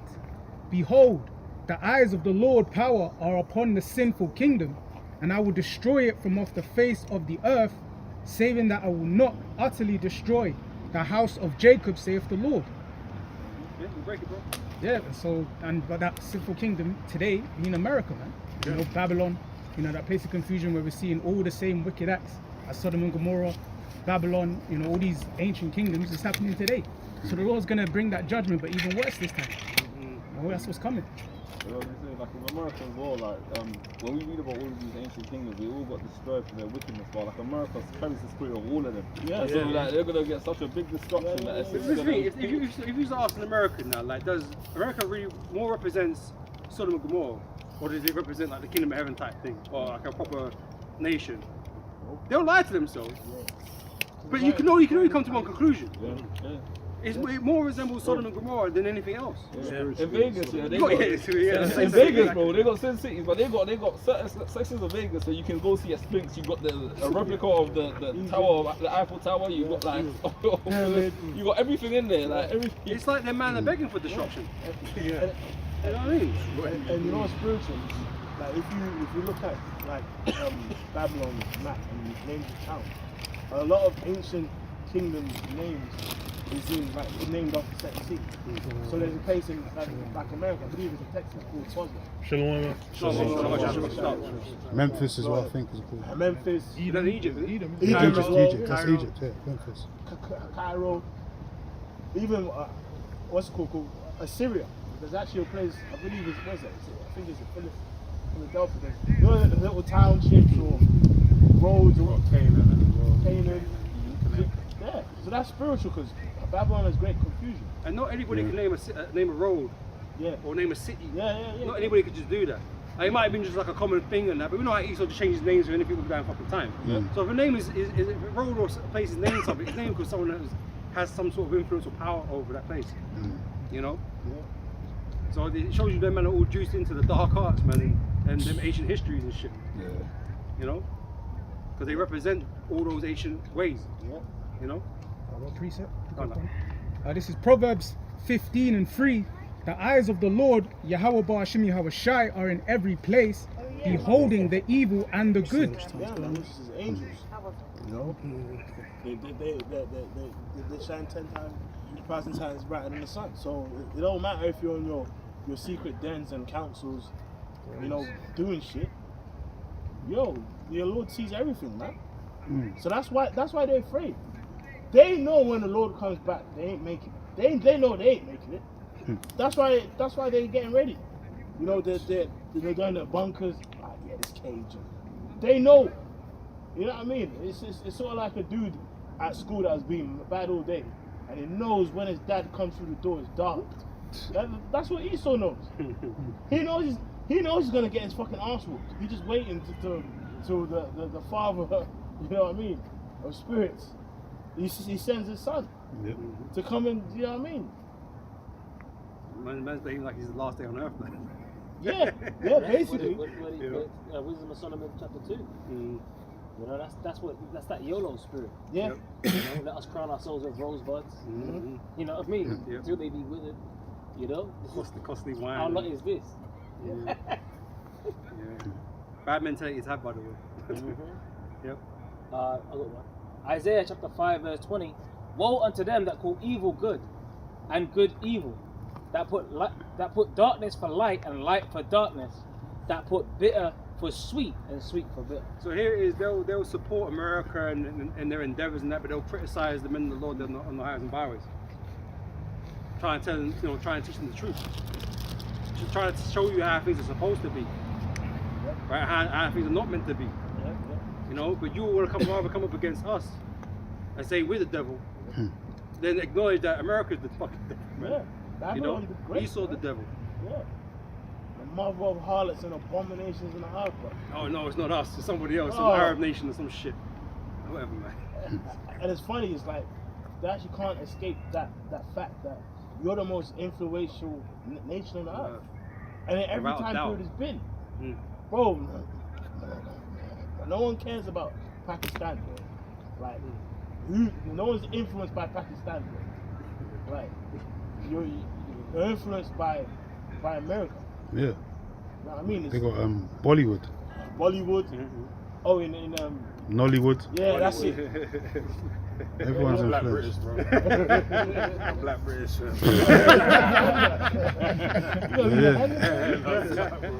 All these nations, they're definitely influenced by America. Yeah. That's how it is, man. And it's funny because when we were talking about the names of empires, I actually asked Chat, the statue of Daniel, does America have towns with the names of all the empires? He said, yeah. Rome, New York, Babylon, New York. Yeah. You know what I mean? Like, if you ask it, does America have town names that are always in line with the statue of Daniel? Yeah. Babylon, man. Great confusion. It's a melting pot, seething pot. That's why in the history, like, everyone wanted to come to America. Yeah. America was the, American dream. Yeah. And all that. Even like when you watch your biopic of Bruce Lee, because he was a major Chinese star, but he was like, nah, I want to be greater, so he had to come to America. Because he knew if he went to America, that's when he'd be international. Yeah, he'd be international, and that's what he did. That spirit's dying now, man. Yeah, that's why that inspired the spirit of coming to America to make it. It's like everyone's leaving America now, trying to get out. Yeah, that's why when Bruce Lee went back to China, yeah, And they found out how much they loved him. Mm. And he was like, because remember his wife wanted to bring him back to America. Yeah. And he was like, no, over here I'm special. Because in America, like, Yeah. Mr. White Man. Yeah. He had to tiptoe around the white man. That's Then it. he lost it. Whoa! Broke the tough, cupboard off. yeah. He's a peculiar spirit, man. Yeah. Shit. Oh, This was something else. Revelation chapter 18, verse 9. It says, and the kings of the earth who have committed fornication and lived deliciously with her shall bewail her and lament for her when they shall see the smoke of her burning, standing afar off. It's so lucky, and that's like all these nations. They're all trying to get something out of America, man. Yeah. That's why it's the whole. Yeah. Right? They're all kind of dealing with America, So, try and get out, to get from it, And so they've all been in bed with her. So the punishment's gonna draw from them as well. They're gonna be bewailing her. Yeah. Because of all the trade, all the business that we're doing with them. It's gone. And now it's gone. Yeah, man, STDs, man. It's basically like a hole. STDs, it sleeps with everyone. Mm. Everyone's taking. I'm fucked. I got fucking HIV now. Yeah, charge it. Well, Esau you can cure it now. Yeah. So don't worry about it. Just keep doing it. Yeah, you see? Yeah. see, that's how I know Esau's wicked. Yeah. Instead of saying, Nah, men stop dealing with men, stop freaking around, all of this. Actually, I'm trying to find a way if you can do it. Safe. Which is the serpent. Yeah, it's wicked as hell. Bro. You shall not surely die. yeah. You know what I mean? No, Esau got to go. And that's why John didn't he wonder after they because she was so glamorous. Yeah. Captivated. She was thick, all the right curves and all the right places, some perky tits. That's it. Perky. The nipples all just He actually saw that. Feet done. The angel had to snap him out of it. Like, look out, man. Like the woman in the red dress in the Matrix, isn't it? Yeah. that's it. Yeah, Look again, innit? yeah. Yeah, look again. You know? You had to snap out of it, man. It says It's like this woman's peng, like there's some peng buff Edomite thing in my head. That's alright, bro. It says, standing afar off for fear of her torment, saying, alas, that great city Babylon, that mighty city, for in 1 hour is thy judgment come. And what's interesting about it, because I remember one of the apostles back in the day, I can't remember who it was, but he basically said, in another dimension, it's already happened. Vision. Yeah, that's it. Where he's already seen it, he saw it, so we're just waiting for it to happen. Yeah, it's manifest. It's sort of like, what is it? Is it Revelation 9, where he saw Kaiser William and all of that? Oh yeah. Revelation So it's like, World War One, yeah. But that eventually happened. Yeah. So it's like with Babylon, America isn't any different. No. We're just waiting for it to happen. Yeah, that's it. You know? Manifest. Things which must shortly come to pass. They're trying to play with that concept, but not doing a good job, as good a job as it with that new movie coming out, that Doomsday movie. Like where man are like going into different time zones and doing different things, and the man comes and he collects all the different parts of the earth and builds that over and makes a whole new. Avengers, Doomsday, innit? I'm saying, they're playing with that similar type of concept of different dimensions and different lives and all of that. Multiverse. Yeah, that multiverse shit, man. But Esau knows his time's up, man. He knows, that's why it says in Revelations 12:12. He's only got a short time left to finally trying to put the final capstone in his new world order before it all goes to shit, man. Yeah, we've got all the time in the world, man, so we're happy to wait. Yeah. You know? So 2 Ezra 4:37. By measure as he measures the times, and by number as he numbers the times, and he does not move nor still them until the said measure be fulfilled. Right? Because even the Most High is beholden to his own word. Yeah. Right? So he can't do nothing beyond what he's already said or stated. You know? So if it's meant to be that, Esau has a particular day and time that he falls and gets destroyed and replaced, we have to wait to that time. Most High isn't going to bring that day closer to us just because, we're asking for it per se. Because they're crying out all day long. But the funny thing about that is that when he tries to move in on us all the more, it speeds up the time. Yeah. So it's like, which is already set up in the spirit anyway. Yeah. So it really shows you that, hey, there could be, it's like, Balak and Balaam, man. Anytime, you know, Balak was asking, yo, curse them and do this. Can't do that. He tries to, and then he just has to bless them. So he's doing stuff to bring about our downfall and our end, but he doesn't know every time he does that, he's bringing about his downfall and bringing us closer to the kingdom. More they oppressed them and more they multiplied. There you go. Yeah. Egypt, isn't it? Yeah. Well, that's what being chess. That's what you call checkmate. Yeah. When the king's checkmating, that's it. The game's over. Yeah. Because no matter what square you try and move to, you're gonna get caught by the bit. No way out. You're gonna get caught by the rook, and you gonna get, you know. Yeah, it's usually a couple steps ahead. It's like that's it. you make that final move, Yeah. and then you don't even have to move anything else because. Can't do nothing. Yeah, That's so it, your player, the other player can't see it. You're already like 10 steps and telling him, look, it's done. That's the cool joke, because obviously the player is both players are setting traps for them, Yeah. each other, in it, right? Yeah. Right, but he don't understand that he ain't playing against us. Yeah. He's not playing against us. He's playing against the Most High. Exactly. And so he's setting up the trap against us, but he ain't 4D chess in it, right? He's being caught in his own snare. Like he thinks, oh, I've got this cornered. But no, you're being cornered. Yeah. You're being trapped. That's it. You know? Well, the Most High, he's playing both sides of the chessboard. Isn't it? You know what I'm saying? He's just a pawn, the bishop, the rook. He's getting moved. No himself. choice. Yeah, he's got no choice in what square to move to. Yeah. So the Most High's got him. You know, he's got him. But the deceiver to see where it is. That's right. Can't. Precept. Straight. I said, this is Numbers 23 and 23. Surely there is no enchantment against Jacob, neither is there any divination against Israel. According to this time it shall be said of Jacob and of Israel, what have the Most High wrought? I read the NLT as well. It says, no curse can touch Jacob. No magic has any power against Israel. So how are you going to overthrow the prophecies, man? How are you going to overthrow the promise? Yeah. There's no way to do it. For now it will be said of Jacob, what wonders has the Most High done for Israel? We're about to find out. We're about to see it in its entirety, man. You know? The Lord has done many things for us in the past, man, but none of us have any recollection of that. Yeah. We can only read about those instances. But we're going to see in this living day what the Lord's going to do, man. Yeah. And how great He is. You know? And even right now, like in this captivity, every Apostle Kabar says it quite a lot, man. We all got a story. All of us have got a different story, man. You know, like the movie Crash. You know, you have simultaneous stories going at once. When the cameras close, we salute each other and go back to our lives. Brothers are dealing with their own hell, and we're going through it. But that's the manifold temptations that Peter wrote on. Right, we're going through manifold temptations, and this is to ready us for the ultimate temptation, the hour of temptation. That's it. He's just building up a resilience, a fortitude, galvanizing us for that day. So all this stuff that's happening is only for our favor. It's not a curse. It seems like, yeah, I'm getting you, I'm pitting you in a corner. I nearly got you, but in reality, you don't know that you're it's like you're being mentally prepared, spiritually prepared. Yeah. And you're ultimately gonna awake the giant within. Like you know, when you play with someone, you think you're bullying them, you get the upper hand on them, and then one day they just turn into a mean green, incredible Hulk. You know, like we're talking like 9 foot. I'm talking like some bloody 12-foot gladiator that just you can't even. Esau can get us all the way into the furnace, man. Yeah.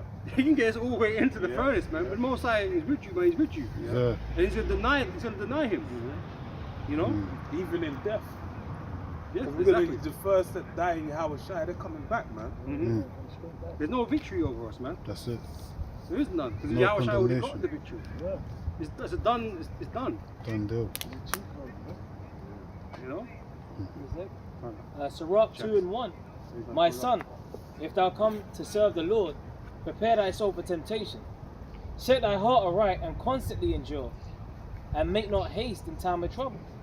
Yeah, like Elder Kazak was going into last night. I was watching. It's like brothers are going through what they have to go through, but it's part of the healing process from this world, isn't it? Like, and because our temptations, sin, is what's breaking us down. That's why you have to keep going through that healing process. And ultimately, when Yahweh Shai comes, like Malachi 4:2, said he's going to come with healing in his wings. That's that transition from this mortal flesh into that immortal flesh, where we're not going to commit sin no more. But in the meantime, in between time, because we're still in these chains of darkness, we're still going through that healing process. So we're still going to have our ups and downs, still going to make mistakes here and there. But ultimately, like the brother said, it's to galvanize you, The Lord said He's going to make up His jewels. What do you do with a jewel when you want to? You have to forge it. You have to put it through the fire. So you have to put it through that cauldron, and you have to persecute it. You have to purge the impurities out of it. So that's what brothers will have to go through, no matter how bad it may seem at the time or whatever. It's all the Lord making you. So when the Lord returns, you're going to be one of those prized jewels, and He's going to collect you. The Lord's coming to collect His jewels, man, the elect. You know, so this is all part of that galvanization. Go ahead. Precept just on that. 1 Peter 1:7, that the trial of your faith, being much more precious than of gold that perisheth, though it be tried with fire, might be found unto praise and honor and glory at the appearing of Yahweh Shai HaMashiach. There you go, man. You just said it in a nutshell. So that's what it's all about. If you want to be a true servant of Yahweh Hashem Yahweh Shai, you're going to have to go through the rigor, man. He's going to put you through them, you know, like them tournaments where you have to do them mad leaping and jumping from this part to there. Yeah, that's what brothers have to go through, man. And when you think you're right at the end of it, you still got more levels to get to before you get to the top of the, you know, to the end, basically. It's So like it's a race, right? It's yeah. obstacles. That's exactly obstacles. So that's what brothers are going through. You go through the obstacles. You know, sometimes you fall short, but yeah, at the end of the day, you just got to maintain faith and stay true. Keep doing the work. Don't doubt the power. Don't deny the Lord. If you start denying the Lord and stop fearing the Lord, that's when you're going to start falling off. And Paul said it best, because you said, you know, like about the falling short of the glory. It's all about us being falling. Like there is no, all we have is grace. You know, that's it. Like you can't be perfect. No. That's the reason. Even what we're doing right now, this is foolishness in the eyes of the Most High. Exactly. Foolishness of preaching. But it has to be done. And ultimately, you don't really know where you stand with the Most High, His Son, the Holy Spirit. Till you get to the end. Till you get that's it. You're just doing something that you just know, I've got to do this and hope for the best. Yeah. But there's a reward for your faith as well. You know. This is Hebrews chapter 12, verse 11. Now no chastening for the present seemeth to be joyous, but grievous. Nevertheless, afterward it yieldeth the peaceable fruit of righteousness unto them which are exercised thereby. And that's the difference between us and the people of the world. They're enjoying themselves, they're in that Epicurean spirit. They're not in that Stoic spirit like we are, trying to be disciplined and all that, trying to, you know, fight the flesh and all these different things. These people of the world, they just endorse the flesh all day, all night. That's why they're just into it. Look at Adrian Broner, all these guys, like, they're just flesh. They're just destroying themselves, man. You know what I'm saying? But us suffering now, we're not going to suffer what they're going to suffer in the end. There's going to be a separation. Yeah. Wisdom of Solomon 3 verse from the top. But the souls of the righteous are in the hand of Most High, and there shall no torment touch them. In the sight of the unwise, they seem to die. Yeah. And their departure is taken for misery. Right, none of the elect are going to die in vain. No. It's not a vain thing to think, oh, these men, they lost, they failed. It's got nothing to do with that. The Most High has always protected these saints. Right? And they're going to have a high position in the kingdom, man. So, I mean, they won. You know? Yep. And their goings from us to be utter destruction, but they are in peace. For though they be punished in the sight of men, yet is their hope full of immortality. And of being a little chastised, they shall be greatly rewarded. For Most High proved them and found them worthy of Himself. And that's about being found worthy, man. So yeah, we have to go through these things. This is the part of showing the Most High that we're worthy. You know, because we've done a whole lot of bad, and we don't deserve anything really. Yeah. So now the Most High is basically how He's separating the elect from the rest of Israel. Is who's worthy, right? Who can endure for me? Who can go through these things that I've set before them? Because then they're worthy to obtain the kingdom. You know, like the fire on one side and the great waters on the other side, right? It's a test, right? It's perilous on either side, man. To try and get to the kingdom, but you got to pass through it to get the inheritance. You know, so the Lord he's finding out who's worthy. You know, He knows who's worthy or not. But we have to walk that walk still. Yeah. You know. It's like Job, like, you know, have you tried my servant Job? So that's how the Lord's looking at every brother as part of the elect. Have you tried my brother Yakanan, have you tried my brother? Because Higher we're being Allah, have you tried. tried? Yeah, We're you gotta being be tried, tried. man. You know? That's how like legends are. Signs. It's all being written. In the kingdom, it's gonna be, these actions are gonna be forever written. Well, the book of life's there already. Right. Yeah. You know?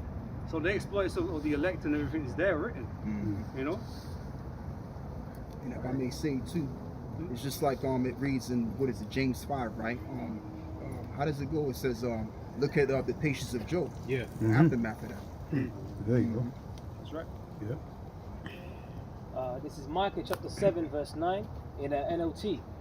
I will be patient as the Lord Yahweh punishes me, for I have sinned against him. But after that, he will take up my case and give me justice for all I have suffered from my enemies. Isn't that what Jake just wants? Justice? Yeah. You know? That's what we want as a people. We want justice and peace. But our people can't never seem to get it. But then the problem is we're not acknowledging our own fault in this. Yeah. You know? So we got Esau who don't give a shit, obviously. Because he ain't prepared to make you know, supplication for it and that. So, but we forget to look at ourselves, man. What did we do wrong? Yeah. Right? And we've done a whole bunch of stuff wrong. And the Most High commands us to acknowledge our faults, man, and the fault of our forefathers. But Jake just so far removed from that, because all they being, you know, all they're being moved by is their own lust in this world, man.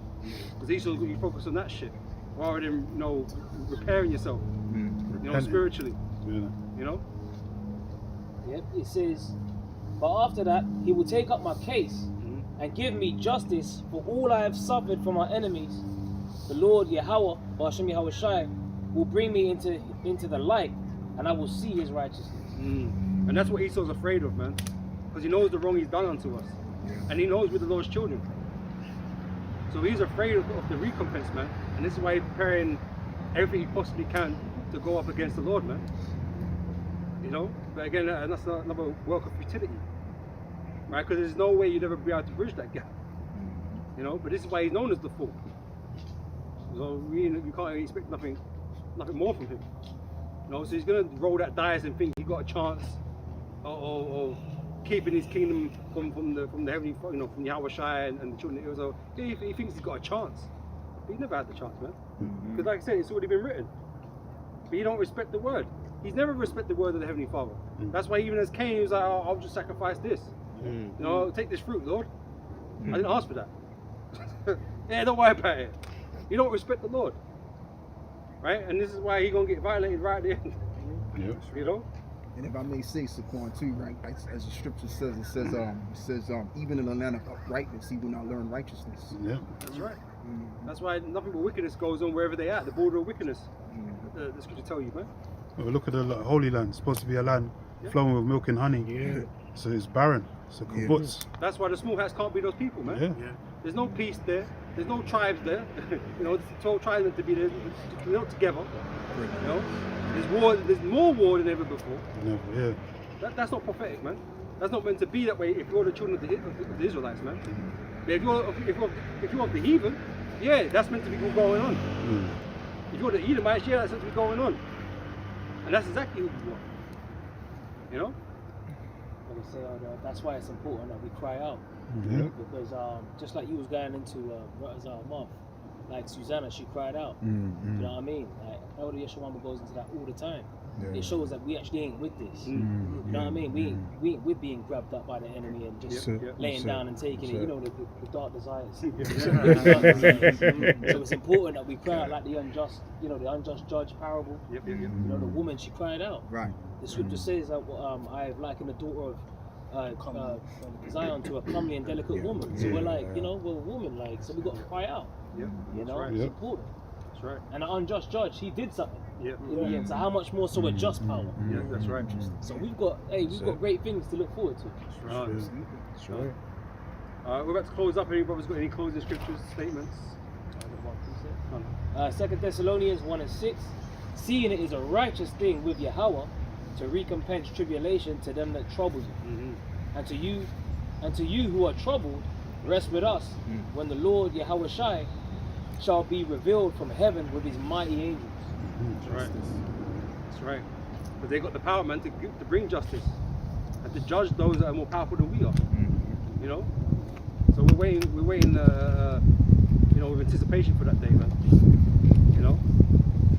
But yeah, we're gonna end it there anyway. Lord, it's been edifying. So, hey, all praise and glory to Yahweh. Again, double orders unto the elders, the apostles of GMS, and shalom out there to the whole elect, man. Till next time.